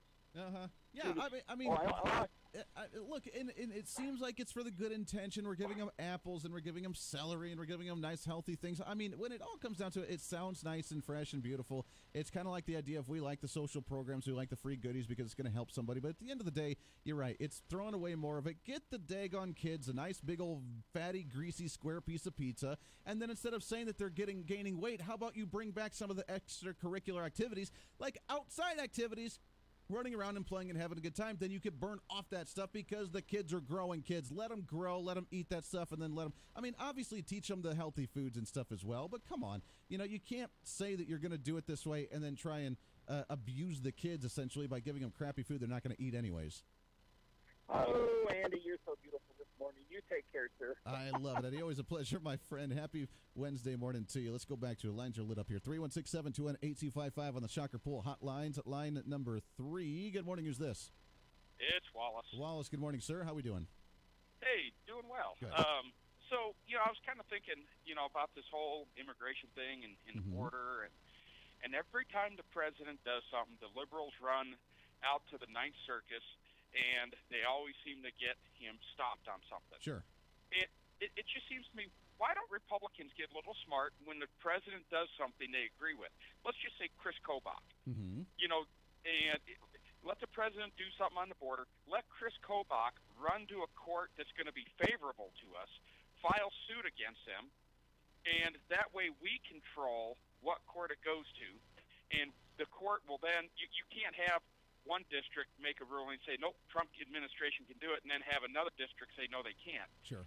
So once we get into a favorable court, even though we completely agree with them, sure, we still file, but we get to take it to a court that'll then rubber stamp what we're doing so we can get something moving forward on immigration. Here's the good news. Here's the good news, Wallace. Even the Ninth Circuit courts, there are so many open positions of judges that need filling in that Donald Trump gets to appoint. The prediction by Mark Walters of Armed American Radio, his prediction is within the next couple of years, we're going to have a conservative-leaning Ninth Circuit court to start changing the dynamic. The courts are actually coming back on our side. It's going to take us a little bit of time, but the courts are going to be back on our side. And you're right. When Donald Trump, when Chris Kobach, when somebody comes out with a good idea, we can have it embraced, we can actually have it validated through the courts, then that way the progressives cannot try and reverse it and take it away and block it anymore. It's going to be a tough fight, but we're moving in that direction right now, actually. Well, that's good. Why is it when it comes to things like this, we don't have a FISA court where you literally, You can't walk in front of a judge and get a decision on the spot. It's appeal, and it takes a year or 2 years to get anything heard. Why is it when we want to surveil American citizens, we can seem to get a warrant quick, fast? Yeah, we can get rulings from judges on the fly. Why can't we do that with this? Because it's politics, and they know that that's their scapegoat. If they don't like something, they'll throw it into the court system, and that way that gives them a year to plan for the next counter for it. So they use it as a political scapegoat. You're right. We should do something like that. Be like, hey, we should have like a constitutional expert and be like, boom, yeah, you can do that. Boom, no, you can't do that. Boom, yes, you can do that. And then you can move forward with it. And if you do go through the courts, it's going to take some time. Then we can at least have a ruling currently on it right now that's going to allow it. Right now they're using it as a political crutch for many of the judges to say, no, you're not allowed to put a stop to it and then challenge it in court to go further. And that's not okay. And you're right. If we can survey someone within a couple of minutes, then we should be able to actually, secure the border and shut down the border if we need to on a whim as well. Wallace, I love it, my friend. It's a great point. Absolutely great point. Let's get some other calls in here, shall we? Line number 4. Good morning. Who's this? Hey, morning, Andy. Sean here. Sean, what's going on, sir? It's been a while. Yeah, what the heck, been a man? while. Well, I've been not feeling too well. Uh-oh. Well, whiskey usually solves that for you, just FYI. Hey, what'd you say, whiskey? Yeah. I thought you said whiskey. No, for me, it's beer. Oh, okay. Beer, all right. Just throwing it out there. Throwing it out there. What's on your mind? Hey, when I was a kid, we ate all the same junk food that kids eat today. Sure. But we didn't have a problem with obesity. Sure. Because we You were active. We didn't have computers and Sony Xboxes and or whatever PlayStations and all that crap. Right. We used our imagination. Went outside and played cops and robbers and cowboys and Indians, and we beat the Indians, by the way. No, see, but no, you were active. You were outside playing. You were burning off that stuff, and yeah, you ate some junk food, and hopefully it wasn't excessive because your parents were responsible. But you ate some stuff like that. But you were active. Nowadays, they don't. They get away with at schools. They take away the activities. The outside play time, the gym, the PE stuff, because then people that can't, then they play victimhood and whatever, and everybody tries to get out of it. And then they say, oh, look at it, there's a bunch of obese kids. Let's go ahead and start changing the dietary stuff at the schools. And then you go the opposite direction by not, again, like every other political issue, you don't solve the issue by actually mending up the wound. You just put a bigger Band-Aid over it thinking you're actually patching it up, and you're not doing anything about the real problems. Well, the obesity epidemic isn't just in our public schools with kids. Sure. It's with adults. I mean, for crying out loud, man, you can download an app to your phone and order your quadruple quarter-pound cheeseburger from McDonald's with a bucket of fries and a gallon of Coke, and then pull up in the stall, and some poor schlub working in there for minimum wage has got to bring it out to you in the rain or freezing cold because you are too fat and lazy. Not even have to do get out that. Your car you can have 30 feet to go inside and get it. You don't even have to get in your car anymore, though. That's the thing. You can get the Uber Eats and have the Uber driver deliver you your fast food from the restaurant to your home, to where you don't even have to get off the couch anymore to do it. So you're right. We've gone that way. And again, if that's the lifestyle of an individual and their personal choice, and all the power to them. But don't tell me we have an obesity issue and therefore we're going to begin regulating it more, because we've lost the idea of personal responsibility and personal choice. If that's what you like to do, then I'm not criticizing that at all. I love to be able to sit on my couch and and do that and just kind of hang out and enjoy like that. I would love to. I don't, and I'm working on dietary stuff. But I'm telling you, Scott, the dietary plan we need to go on is Socialism USA, because then we could be just like Venezuela, and it's proven, guaranteed, you'll lose 40 pounds within the first year because you're out of food, so it'll be a forced dietary thing. So I think we'll be in good shape. Don't worry. Bernie Sanders will fix this all for us.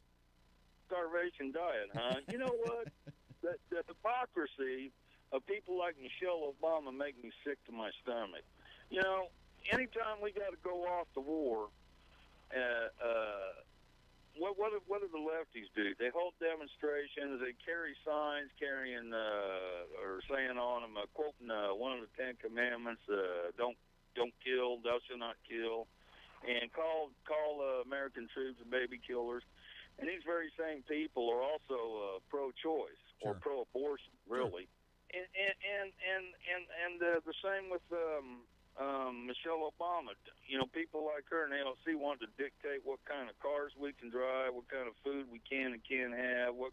There's nothing but a bunch of control freaks. It's the control freak. It's the parent, the helicopter parent that doesn't want to let go, and they think they can apply that at the micro level for a nation when they're leading at the federal level with over 380+ million people in the nation, and it just doesn't work. You're right. It's the control freak mentality. If there's a problem, I can fix it because I have the power to do so. When you can't, all you got to do is teach your kid the personal responsibility, the proper responsibility to handle it themselves, and they'll be fine. Let's go. We got a couple more minutes here. Let's sneak in another phone call, shall we? Line number 1. Good morning. Who's this? This is Jim. Hey, good morning, Jim. How are you, sir? Doing good. Again, thank you, Andy, for being there. You're the only conservative voice we have in the media here. And anyway, I really enjoyed what Ray said. Just a common, elegant solution to the immigration invasion from a common, ordinary guy. That's where the solutions come from, not from Washington. Sure. But the reason I called, it just expressed my disappointment with our congressional delegation on this issue. Kansas has always, throughout its history, had statesmen, leaders that speak out on the issues of the day, and our guys are just falling flat. Not a word from Moran, Roberts, or Ron Estes on this issue. Did anybody come out and say, you know what, actually Bernie Sanders in his town hall meeting that he said about bringing more judges down and bringing buildings down and trying to do the issue to where we can actually control the issue and maintain it, did anybody come out and say, wait a second, Chris Kobach said that on Fox News just a week ago as the conservative option that we've been talking about, which is why he's being considered for Homeland Security from Donald Trump, because he came out with this plan along with many others that sound like actual reasonable good ideas. Great point. Why aren't our guys beating their desk there in the Senate and the House and amen, amen, amen? We hear nothing from our guys. I'm so disappointed in them. We have the answers. We have the solutions as a conservative mindset, not necessarily a Republican Democrat, but from the conservative mindset, we have the solutions we've been advocating for. But you're right, there's not a loud enough voice shaking the lapels of the people that need to hear it and say, wait a second, this is what we have to do. And now the Democrats are so easy. It's really the thought theft of, journalists that are upset about their writings being stolen kind of thing. It's the thought theft going on right now from conservatives, and the progressives are looking and saying, oh yeah, that's an idea, we'll look at it, and then we'll shame the Republicans for actually advocating for the idea. Andy, keep punching away. We're behind you here. Hey, I appreciate it very much. We'll keep on keeping on the best we can. I appreciate it. Got to take a break. Got some other calls on the line. Don't go anywhere. We'll sneak you in before the end of the show right here on The Voice of Reason. This is The Voice of Reason with Andy Hoosier. Opening markets on KQAM. Brought to you by Schmidt & Sons of Mount Hope and Winfield. We're mixing the grains, mostly higher in the livestock as we start a midweek Wednesday. Let's check the ag futures markets. Brady Charles at Schweitzerman Incorporated is here with all the information. Good morning, Brady. Good morning. Well, a little bit better start in the grain markets with wheat trading higher, corn and beans trading mixed, and livestock trading mixed as well. April live cattle are up a nickel at 127.20. June's up a nickel at 122.50. August up a nickel at 119.37. April feeders are down 17 at 145.50. May up a nickel at 151.25. August down 12 at 160.07. May lean hogs up 25 at 89.22. In the grain market, May Kansas City wheat's up 5 3/4 at 422 3/4. July's up 6 at 428.5. September's up 5.5 at 437.5. May beans are down a penny at 8.87. July down 1 1/4 at $9.50. November down 3/4 at $9.20 1/4. May bean oil's up 9 at 28.81. Meal down 50 at 3.06 even. Oats up 2 1/4 at 2.97. Cotton down 25 at 77.69. And the Dow Jones is down 2 points at 26,441. This has been Brady Charles from Schweitzerman Incorporated. For questions on these markets, any other markets, and all your marketing needs, please give us a call at 800-272-9131 or visit us online at upthelimit.com. Farmers looking for a perfect seed bed are turning to the new TurboMax vertical tillage tool from Great Plains. This is Leroy the Tractor Man from Schmidt & Sons to tell you a little bit about this impressive tool. What defines an effective, true vertical tillage tool? The hydraulic gang angle adjustment allows the TurboMax to aggressively level the seed bed and remove weeds, while its 3 3/4 inch overall blade spacing cuts and sizes residue without creating compaction. In the spring, keep the gangs straight and create a level, vertical tilled seed bed that is perfect for planting. In the fall, run the machine with gangs at an angle to bury more residue. The new Great Plains TurboMax can run at high speeds and size residue without ridging. It allows the operator to hydraulically adjust the gang angles to deliver the desired residue coverage. Come in and see us at Schmidt & Sons to learn more about the Great Plains TurboMax vertical till. Find us on the web at schmittinc.com. Harvest starts here. Turning on the charm with a tractor in each arm. Down at Schmidt & Sons.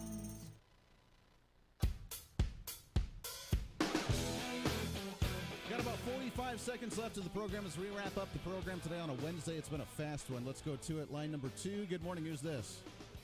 This is Lois. Hey, good morning. How are you, Lois? I'm good. Hey, Andy, real quick before we go, I need to correct you on a call that you had earlier with Wallace. Okay. When you said you were talking about the 9th District Court and get them on our side, it's really the side of the Constitution, and we are on the side of the Constitution. Exactly. And, exactly. you know, language is most of the battle, and if we can win that battle, we can win the war. You're absolutely right. You're right. It's not a Republican-Democrat thing. It's not a conservative-liberal thing. It's a constitutional or non-constitutional view. And unfortunately, many attorneys and even judges today don't even have to take a constitutional law class, which that should be common sense because, you know, our law is based on the Constitution. But if they don't understand that basic mindset, then that's what we get with many of these activist judges. So you're right. It is on our side by default because of the idea that they actually stand for the Constitution. That's what we have to get back to, and hopefully we can get back to that in many of our different courts. Great. Yep. Have a good day. I love it, Lois. Appreciate the phone call very much. That does it for today. Boom. Making it happen. Doing the thing each and every day. We'll be back tomorrow. State Representative Michael Capps hanging out with us tomorrow. Congressman Ron Estes in studio for an hour on Friday doing a town hall with us. I'm really excited about that as well. Until then, this is your show. It's time to speak up, speak out, speak loud, speak proud, speak the truth, and always speak some reason. This is The Voice Reason. Everybody have a great Wednesday.